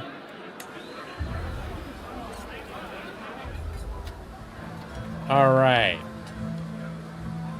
A flourish ends Carell's first impassioned recital. Eyes are dried, tables thumped. Another tale, offers he. Shall I sing of how the great champion Clemens first demonstrated his virtue? Of Offa restoring his benighted name? These wanderers, or these wayfarers, rival those of old. All right, who are these people? Clemens is my martial and acclaimed knight. This is a guy I pissed off because is this the one I fired? From being the, no. Did I fire him or something? I don't think I did. But anyways, we can make him champion of the eagle. Okay.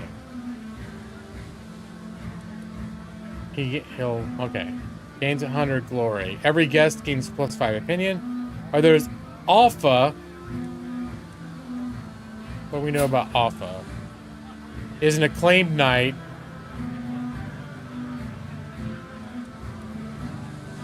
Most loyal of Ireland. Gains 100 glory.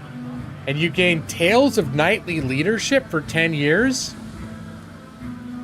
Well, that sounds like something that makes me go better. Yeah, I'm gonna do that one. Sorry, Clements. I want... Let me see what that does. That Tales... Oh, okay. That Tales thing, what was that? Seeker of Knowledge? Tales of Knightly Leadership for 10 years. It's considered an honor to answer to the wise authority of this character's knights. Oh, so it's just cheaper to recruit spearmen, archers, and elephant cavalry. I don't think we're going to get many opportunities to do that. Did he paint his face gold? The mask mouth moved? You're going crazy, Nick. That can't be. Wait, Maxie, you say your opinion of me is dwindling? From what? Was it about that prostate thing we were talking about earlier? She said she was going to keep the results confidential.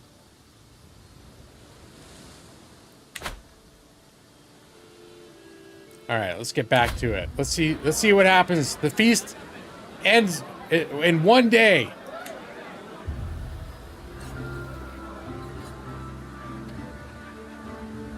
It's a lovely...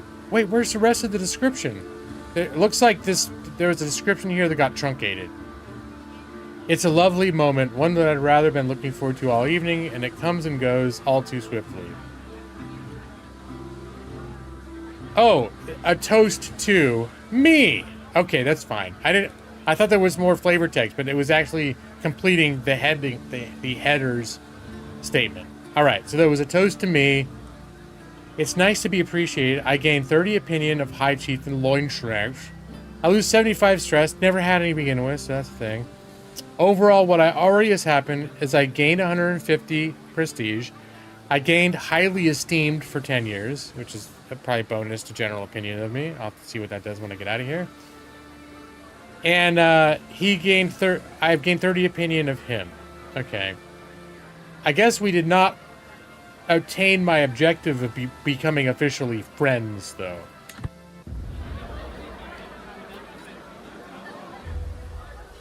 Yep, the intent to befriend failed.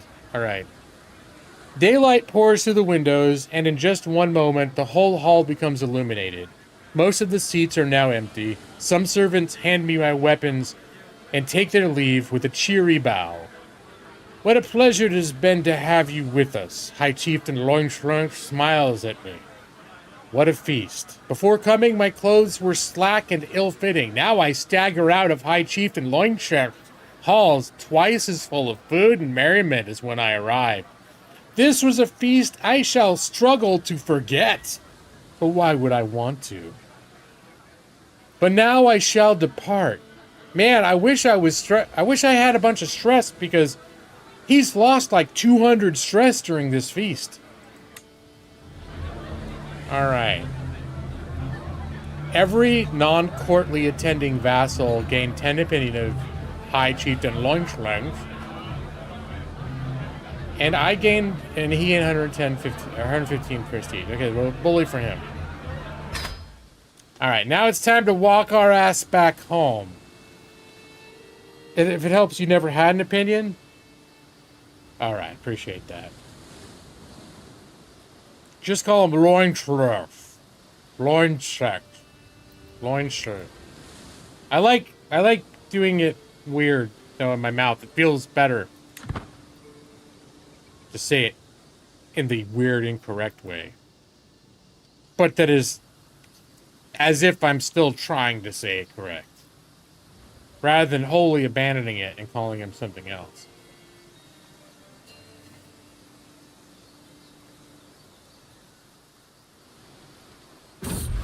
Well, no, now if my friend died, I'd have all the stress. What should have happened was My friend should have died first. And then I got all that stress taken away. At long last, I am finally home. There is nothing better than arriving back in Thumond after a long journey. I look forward to resting for some time, but the call of the road beckons ever onward. My caravan master Koku reports that we have journeyed for 130 days and traversed 19 baronies. I like how when this ends, this is what I've seen every time my ruler comes back from a journey. The caption at the end is, "Thank God I can go inside again." Which would be very true to me in real life after a long trip.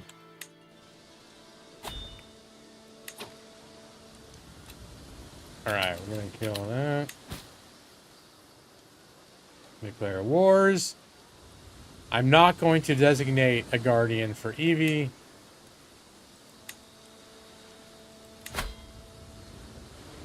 Alright, still working on that guy. That was a long vacation. It's true. It's 130 days. It's like I struggle to be able to scrape together 5 days off at my current job. I should have killed all my friends before the feast to better manage stress. That's right. It's a waste that I had all that stress relief without having any stress to be relieved in the first place. I really would have maximized the benefit if I had just done some horrific acts leading up to that. Speaking of horrific acts, it's probably time for me to wrap up. So it's almost 11:30. I'm hungry. So let's see. We're gonna do our Hawk. I haven't been saving. Well, they do autosaves and shit. And then Hawk primary. Yeah. We're gonna exit the game to desktop. There. Now I've gained stress because I've oh yeah, let me get that. Yeah. There we go. Now I've gained stress because I'm ending the stream and disappointing all of you fine people, especially Brad. Eat some cashews live. Actually, I have some nuts right here. They're mixed.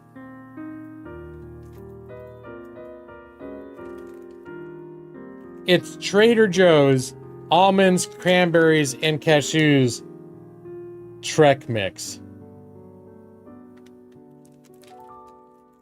So it's got, yeah. Maybe I can get a bite. It's got a little bit of everything in it. Yep.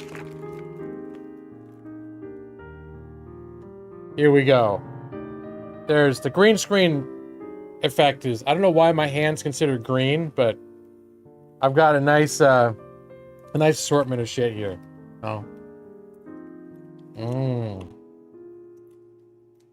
Sorry, Josh, if you're here. Yummy nuts.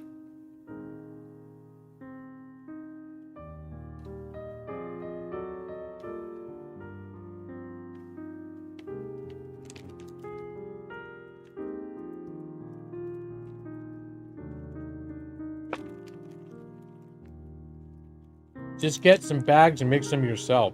That's true, I could have done that. The context was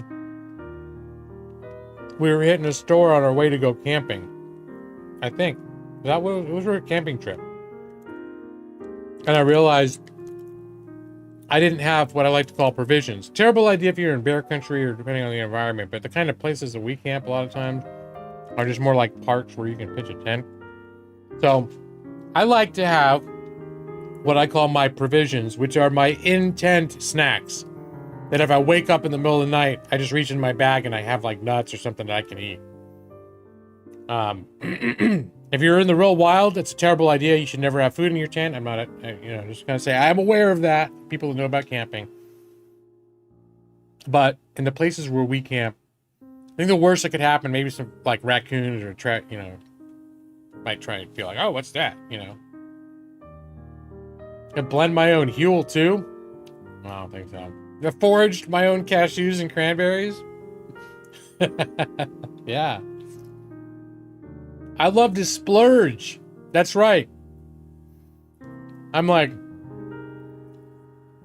fuck frugality. I'm gonna buy this trail mix instead of foraging the nuts and the various things myself and putting them into a freeze, like a dryer or dehydrator or whatever, however you make raisins or dehydrated cranberries.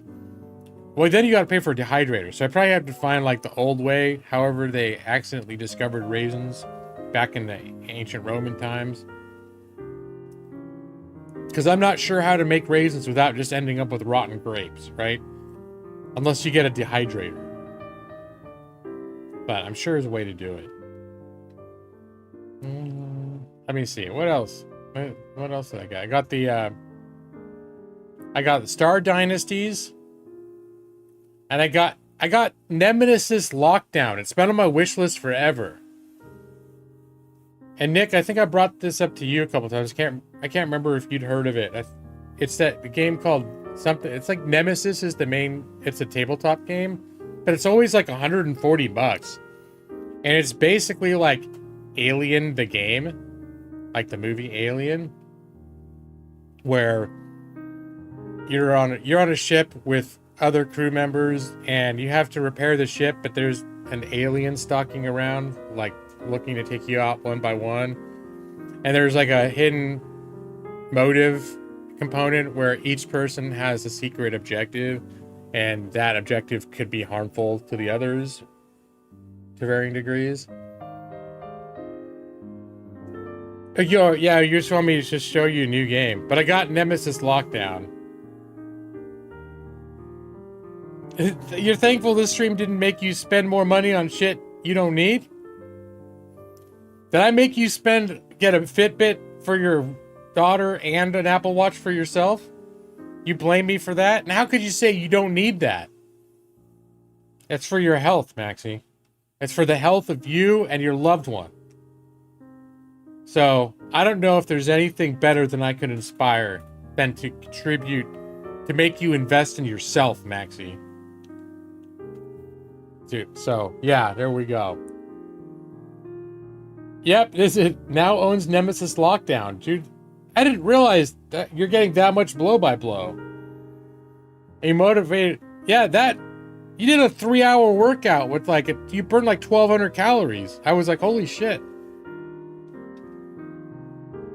It's time for the Beat Saber stream. I just got a new cover for my VR helmet and new grips for my Beat Saber things so they don't fly off my hands. So that's pretty exciting. I did test them out earlier today to make sure the straps worked, and with the cover on the thing that everything's still red. So I did do a little bit of Lady Gaga. Now the stream has a blow by blow.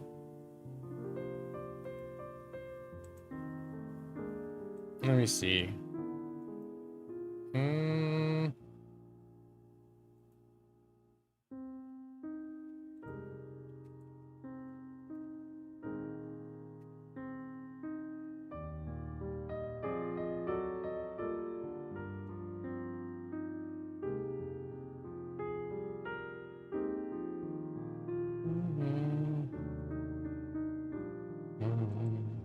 Here, we'll show this shit. Stop it.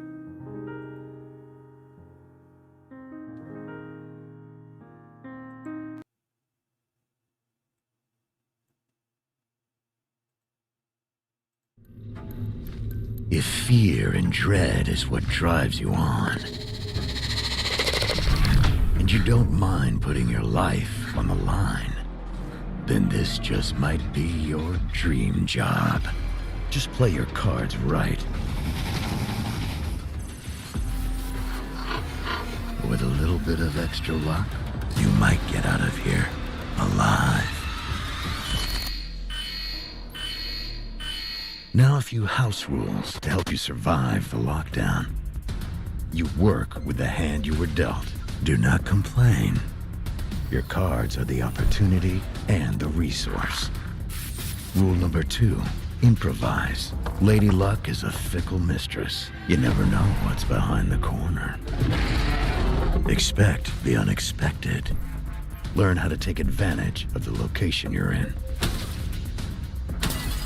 Rule number 3, you are not alone. And I mean that, both in a good and a bad way.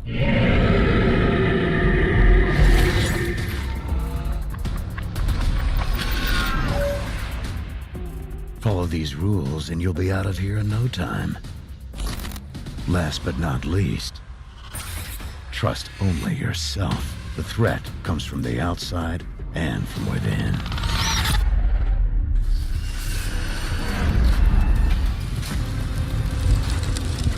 Take your life in your own hands and survive the lockdown. Brad, you need me to show you the game?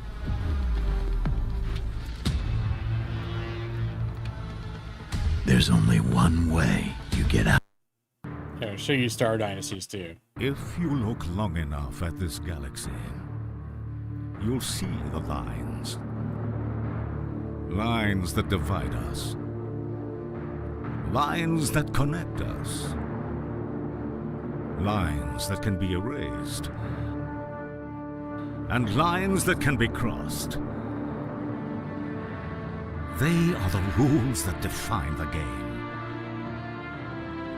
Borders to enforce, horizons to explore, webs to weave, ropes to climb, and ties to bind. Our lives dangled on delicate threads, our legacies secured with broken chains, our history written in strokes of blood. But I want you to remember, all these lines are yours to draw. This is your dynasty.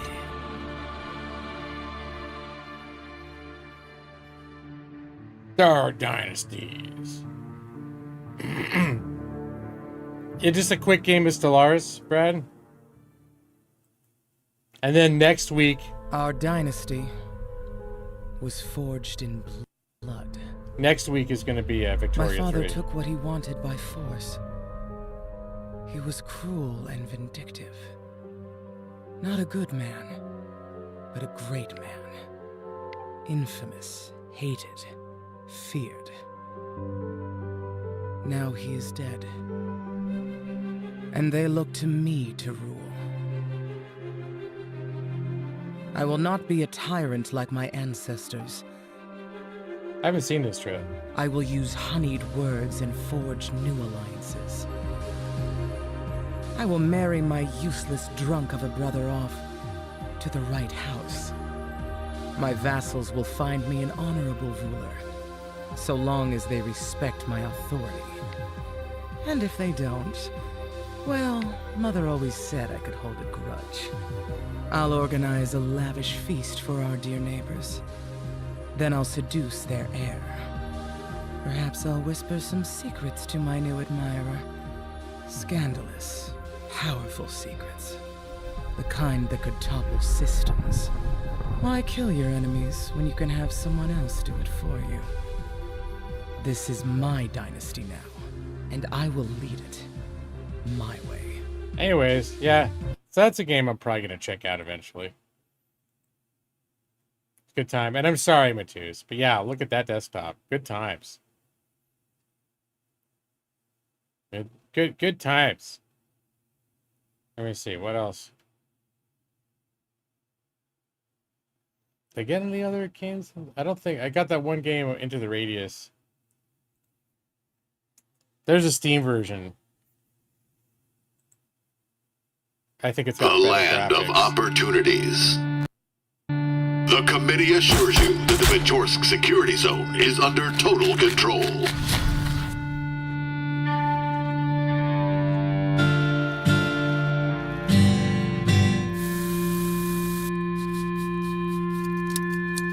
By taking advantage of our free will missions program, you will access advanced and reliable equipment.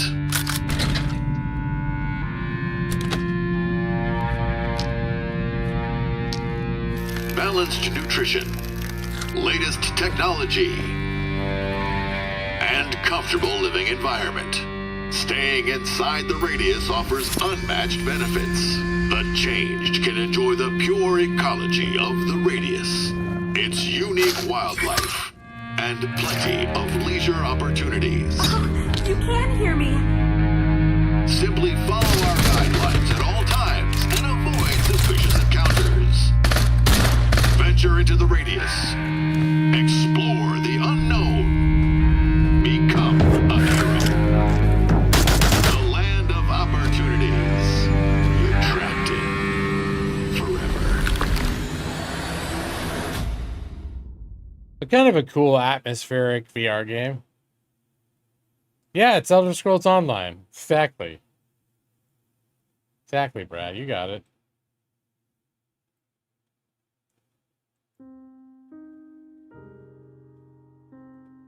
No, it's called Into the Radius. The most comparable, it's very clearly inspired by the Stalker games, Staker. I streamed Stalker Shadows of Chernobyl a few months ago on this channel. Anyone remembers that? But that's a famous series. It's been around for 15 years.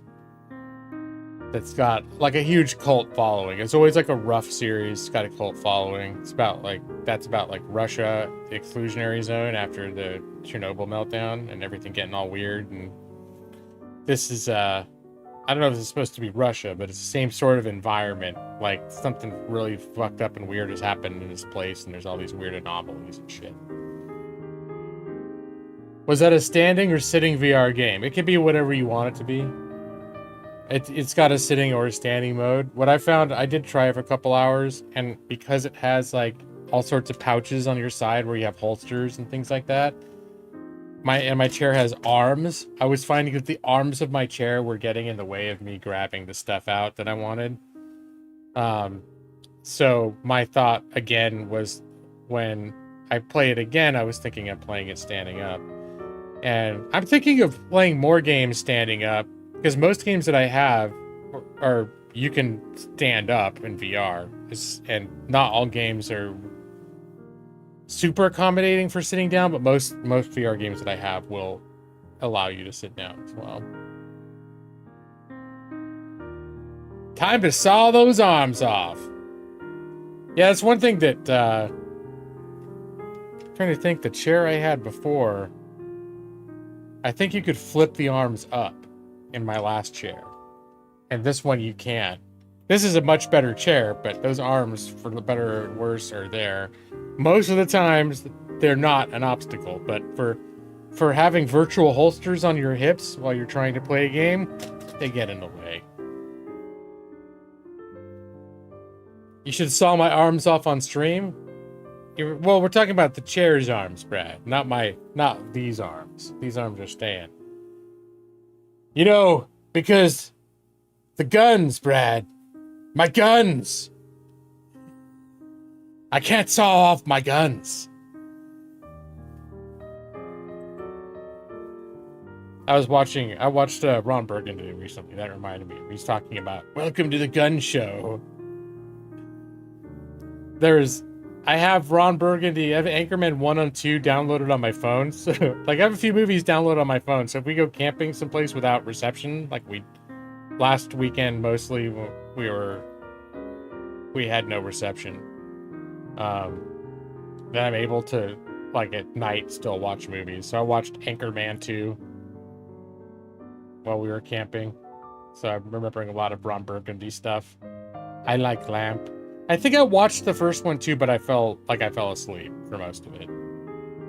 But I was having some just downtime, one night or in the early morning before people were up, and I watched most of Anchorman too. If you like Ron Burgundy, a lot of people didn't even watch the second one, or they thought that the second one was no good. I think the second one is really funny. It's true. They didn't need to make it, but they didn't need to make the first one either. And I thought a lot of the humor and the gags and stuff in the second one were just Like, that movie makes me guffaw. Makes me laugh. I like Lamp. Do you really love Lamp, Brick? Or are you just looking at things around the room and saying that you love them? I love Lamp! Jack Black's cameo where he kicks the dog. Yeah. No, the second one, it's like he has to reassemble the team. Like, he's moved on to network at the end of the first one, and then I won't get into the whole story, but he ends up getting fired and then hired by like a new the first 24-hour news network. It's supposed to be like the sort of like the first CNN, and so he has to assemble his old team, and they're all off. They've all been doing, you know, different things, so he gets to like check in and see where they've been and what they're doing and try to get him to rejoin them. And it's just funny the different things they've been up to. And Brick, actually, they're like, oh, you didn't hear Brick is dead. Yeah, he died. He was like, what did he say? He was at the beach and he saw a seagull in the water and he tried to swim out to it and it kept flying further away until he drowned. So that was supposedly how he died. And then they go to his funeral and they're like, they never found his body. He like disappeared a year ago and they're finally holding a service right now. And they're at his funeral, and as soon as like the pastor or the priest stops talking, Brick gets up. He gets up at the podium and he's like, I can't believe he's gone. Like, he doesn't understand what's going on. And they have to convince him that it's him and that he's not dead and he's still alive. And this is like that. It was like so stupid. You haven't seen either one? Oh, you want me to explain both? For some reason, Brad, I can't imagine you liking them. I would say most Will Ferrell movies, for some reason, I can't imagine you liking them, Brad. I don't know what kind of... I know you like Always Sunny, right? I was going to say, I don't know what kind of comedy that you're into, but I feel like the Anchorman is an example of movies that a lot of people like. It's a kind of a weird sense of humor, and a lot of people wouldn't be into it, wouldn't get it, or would not. It's not that they wouldn't get it. It's not like if you don't like it, you're dumb, or you don't, you know, whatever. It's just like humor is very much that way, where it may or may not connect with people. And I think the way that they do humor is kind of stupid, but also at the same time creative. And I like that sort of combination. I need to tell you everything that happened so you can figure out if you should watch. All right. Well, you know, the basic premise is he's the Anchorman in the San Diego news. For the San Diego news, that was the original thing, and it's in the 70s when the Anchorman reigned supreme. So it's all like cheesy and like chauvinistic and shit, and they're all ridiculous, and the whole premise is that a woman gets hired. It's what's her name, Christina Applegate, gets hired to be a member of the news team, and they're all like, they don't know how to process the fact that a woman has been hired to be a reporter. That's sort of that's sort of the skeleton of the story of Anchorman. I don't know if he smoked on camera, but he was smoking on the set, and like when they were doing like when they're about to launch the network, he's like, one of the last thing he does, he's like drinks a bunch, like he has a glass of whiskey and he's like drinking it real quick right before like they go live. He's like, oh, gotta finish. So, but I'm trying to remember if he smoked actually on, like, while he was delivering the news. Why is he such a sexist? He's a product of his time. The 70s? Come on. He was a product of his time.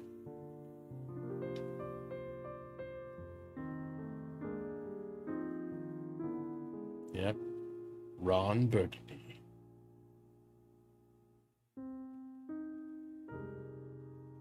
But yeah, I like this movie. What else did I watch? I watched Idiocracy, and I have that on my phone. What was the other thing? I watched Deadpool 2. I have the sequels on my phone because I've watched the first ones over and over again. And the sequels I haven't watched as much, so they're more fresh to me. And Deadpool 2 is another one. Well, I think based on my memory of people in this room, there are a lot of people here that do not care for Deadpool. Or at least particular Brad doesn't. But I think Deadpool is... I've watched the first Deadpool over and over again. And Deadpool 2 is another instance of something where it's like, yeah, it's good. It's got a lot of funny shit going on. It's like a lot of fun. Yeah, I really like Deadpool. Nick's like, eh. But I just remember when I was playing Marvel Midnight Suns, and at the very least, Brad was like, hated Deadpool. I want to say there were a couple other people who were watching that specifically hated Deadpool. And I was like, I remember remarking like, damn, some people really don't like Deadpool. You don't like any superhero movies? Not even Ang Lee's Incredible Hulk? Ryan Reynolds is what makes Deadpool so good. Yeah, I kind of agree too. That his performance as Deadpool is pretty good. But yeah, no, it's just some funny. It's good. It's good. I like Deadpool. And then it's got heart too. I feel like it's got heart, but it's also ridiculous. So it's an example. The Deadpool there aren't many movies. I mean, there's over years a number of movies that I will watch over and over again, like Star Wars, the Star Trek movies, Lord of the Rings, things like that. But the Deadpool movies are on that list. Like, I'm not watching the Marvel Extended Universe movies, Avengers and shit over and over again. I've watched some of them more than once, like to revisit, to refresh myself, to catch up. But it's not like I'll just be randomly sitting around and being like, yeah, you know what, I'm going to watch the Avengers. I just liked it so much I want to watch it like again right now. Not that it's bad. I mean, if I did sit down and watch it again, I would like it. But Deadpool is one that I'll just randomly be like, yeah, I'm going to watch Deadpool today. I just watch it and like laugh my ass off. So The Flash. All right, good deal. Good, you like it? Do I like the new versions of Star Trek? And that's another big thing, is I finished Succession, which was the big show that I was watching most recently. And I wasn't sure where to go next. And we have, like, I think through our mobile phone company, we have a free year of Paramount Plus that we're in the middle of right now. That was free with ads. And so that's actually my next thing that I've decided I'm doing. Like, you guys know, over the past year, I did like Better Call Saul, Breaking Bad, watched all of that. I finally went back, restarted Game of Thrones, watched all of that from the beginning, because I never finished that. I went back and did the same thing with Walking Dead. This past year has been about me revisiting shows that I've never finished and finishing them. And trying new shows. So I finished Succession, which I really liked. I don't know if it's for everybody, but I really liked it. I mean, the ending was...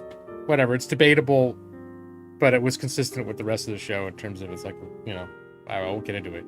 But I thought Succession was a very good show. But I'm watching Picard right now. That's what I have seen. Gamers Darkness Rising. I like that game. I've watched that one a couple times. That's a good one. I'm enjoying Picard so far.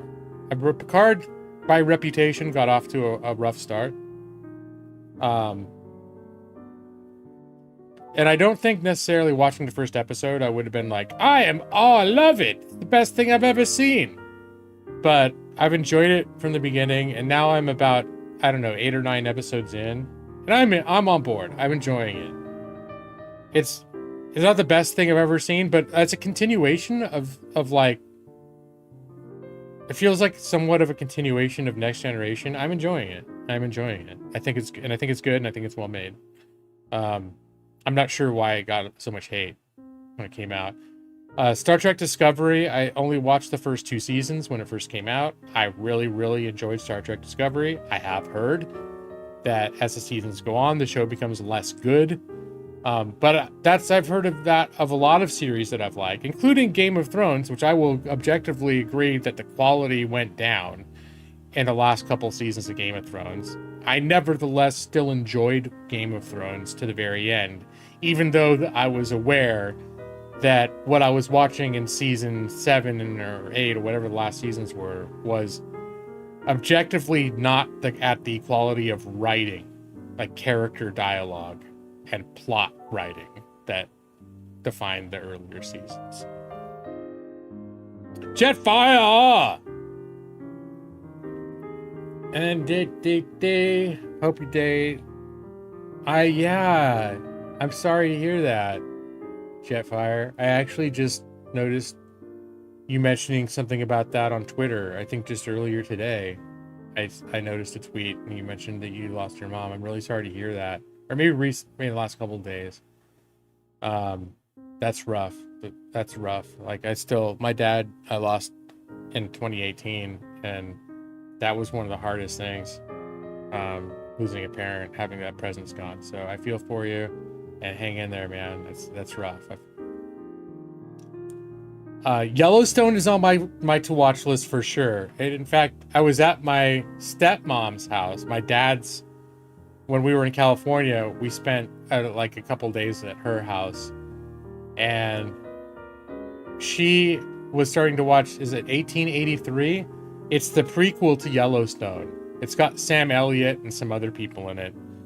And we started watching, I think maybe the first 2 or 3 episodes, and it's about, basically, it's not like the Oregon Trail exactly, but it's the same sort of the pioneers coming out. Maybe it is the Oregon Trail. But it's pioneers coming from the city to like get their acres of land and on the frontier, and it was really good.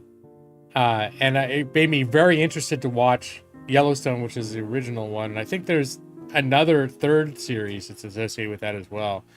That is on my to watch list for sure. AC 1883. Oh yeah. The AC was the extra digits. I got you. You've heard it's better than Yellowstone? Yeah, I don't have anything to compare it to because I haven't watched Yellowstone. I don't know how we randomly ended up just watching. I think it was because randomly my stepmom had started watching it. I don't know if she knew or maybe didn't have access to Yellowstone, because they're scattered across different services. So the services that 1883 was on was not the same service that Yellowstone was on. So maybe that's what it was. She had access to 1883, so we started watching it. But I remember thinking like, crap, this is good, and I want to keep watching this. When you have time to do it. You ate your cookie dough bites from when you went to see The Flash. Well, I'm happy that you got to eat the rest of your cookie dough bites. I hope you enjoyed those. Yeah, Darkness Rising. That seems like one I can get away with showing a trailer for.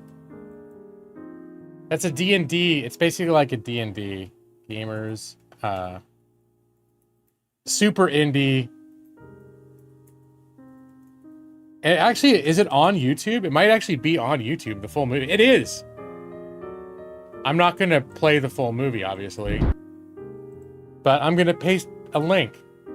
The full movie of Darkness Rising is available for free on YouTube.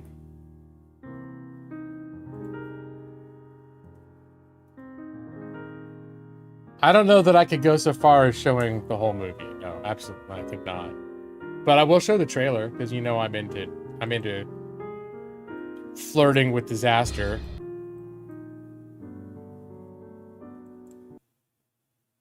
Explain the plot of the Dragonlance series? Oh, I'll get right on that, Brad. Oh, I just saw it just turned midnight as I said those words. Let's just hope this doesn't get me the copyright strike. Show yourself, villain!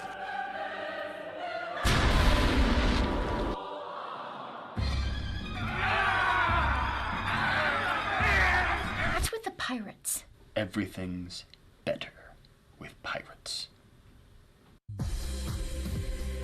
How am I supposed to finish a module based on an adventure if we never finish the adventure? Oh, I'm also playing enough.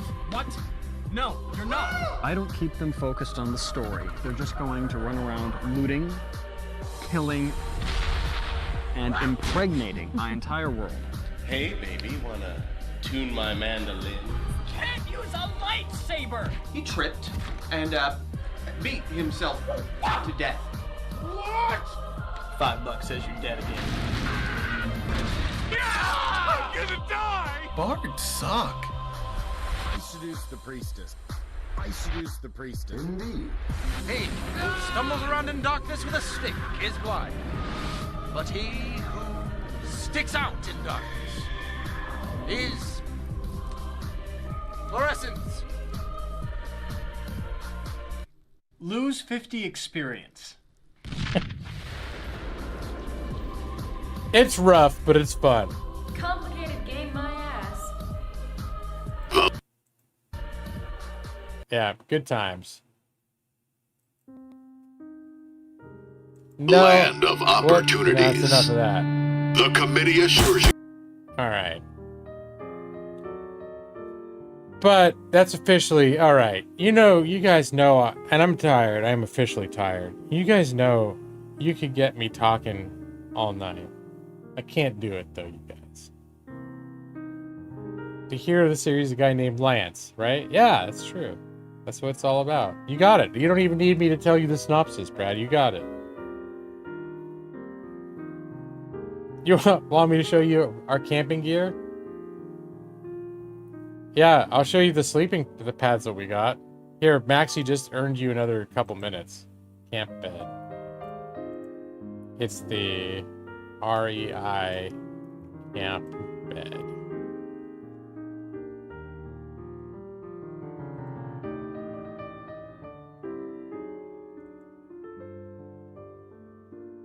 That's not a very good picture.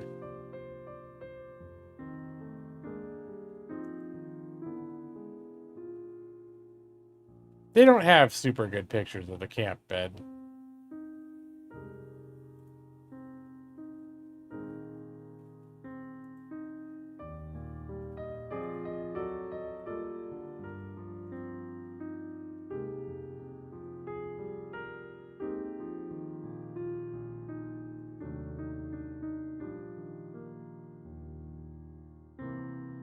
We got a new axe too. Listen, we got a new we got a boys axe. It's exciting. We get some new camping stuff. Well, a few little new camping things. Here. This is the REI camping bed. It's 2 inches thick.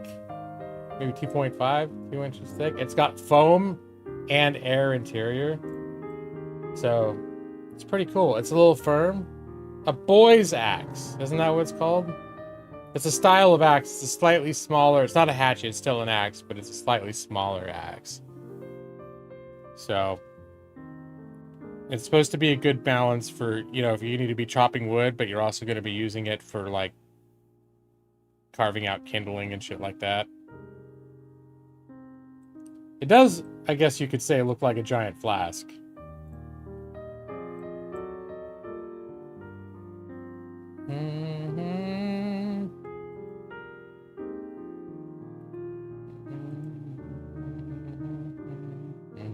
No. There's some other pictures of it, but you get the idea. That's our new, you know, fun thing.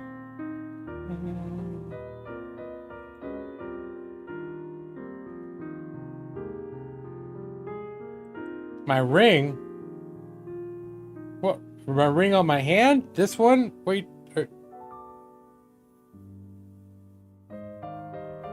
If that's what you're talking, it's tungsten.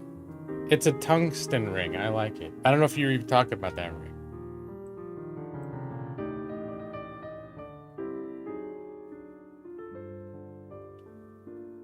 It's my precious. Well, that was actually the thing, what I liked about this style, this sort of very basic style of ring. This is sort of like what the dimensions of the one ring would be. Possibly a little, not quite as thick, like it's, but... And I almost was like,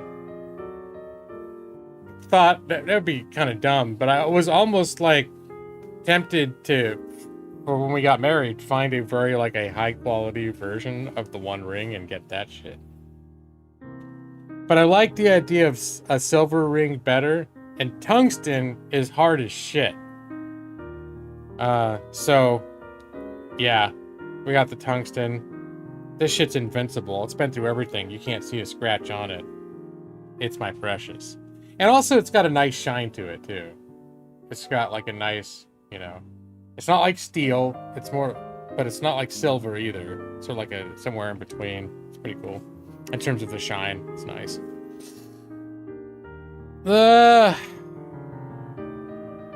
We just had to buy a replacement tent pole. Our first camping trip, we got super high winds, and we had a tent pole that had started in previous windy trips. It had started to like fracture a little bit, and it completely like, it didn't break apart, but it completely lost its structural integrity on our first camping trip. When we camped in the Columbia Gorge, which is windy as fuck.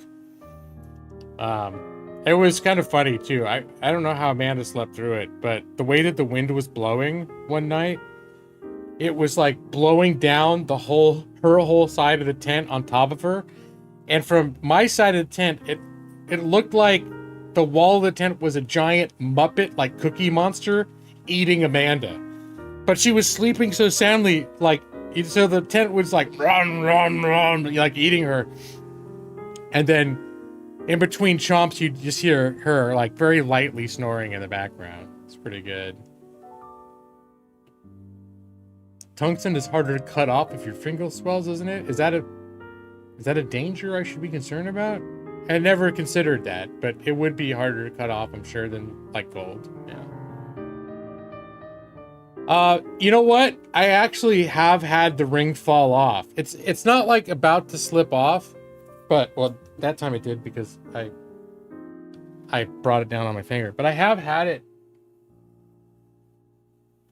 There have been a couple times where I've been doing things and I'm swinging my hand around where the ring has flown off. So yeah, it's there may come a point at which we'll need to do something about that. So, and in fact, I do have a smaller one that was always tight, even when I first got it, that as I gained weight over the years, became like I couldn't wear it. It became too uncomfortable to wear. So maybe eventually I'll move back to that.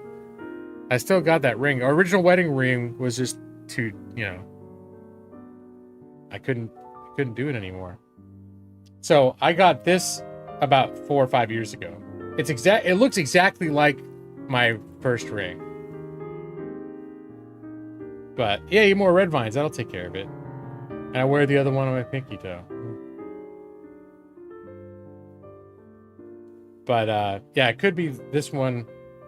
I'm already a little bit worried, but in general, it's not like going anywhere. But it has, like, there have been a couple times. And then the other day in bed, I woke up and it was laying on the bed.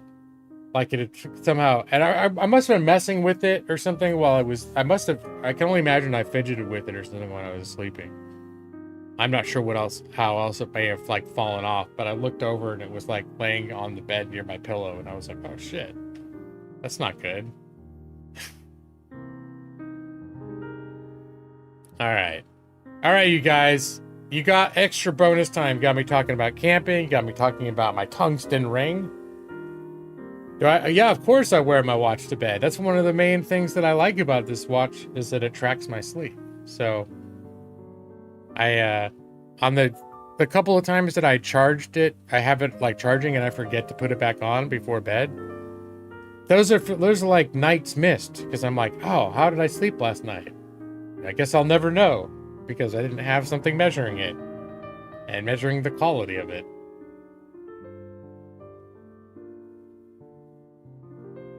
You're more weirder for not sleeping with your wedding ring? I don't know. I think like Amanda would take her rings off before bed. But for the most part, like I take this off when I take a shower because I'm afraid if it falls off, it'll go down the drain or some shit like that. But aside from that, I keep this on all the time. Yeah, we're sleeping or whatever else. It's just on. So I don't think that you're a weirdo for not sleeping with your wedding ring, to answer your question. I don't think so. I think there are plenty of people that take the rings off at certain points, like when they're sleeping.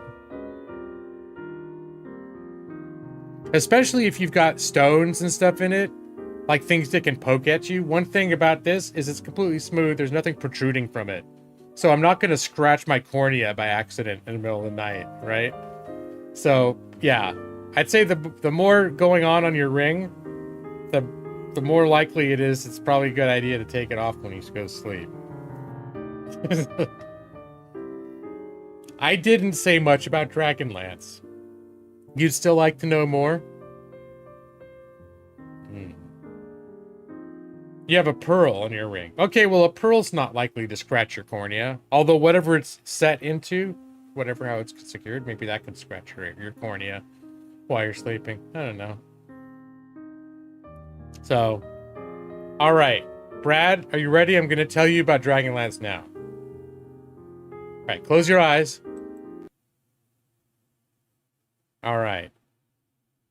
So imagine a half elf with a red brown beard, walking back to the village of Solace, his home. After he's been gone for 5 years, and they went on a mission because the gods disappeared from the land, and him and his companions, they all split up to look for any signs of priests or of the true magic of the gods. And they all agreed that they would meet 5 years later. That day has come where they're returning to the village of Solace to meet up and report their findings. And as he's traveling along the road, he hears a mysterious sound coming from the bushes behind him. Go to sleep, Tanis Half-Elven, and good night, hero of the lance. Your eyes are getting so heavy. That's the Tasselhoff, the Kender. Go to sleep now. Go back to Brad Pritchard, Nixie, EV23, J Maxi. Nixie, go to sleep. I'll be waiting for you in your dream. Jet 5 forever, and that is the story of Dragonlance. Good night.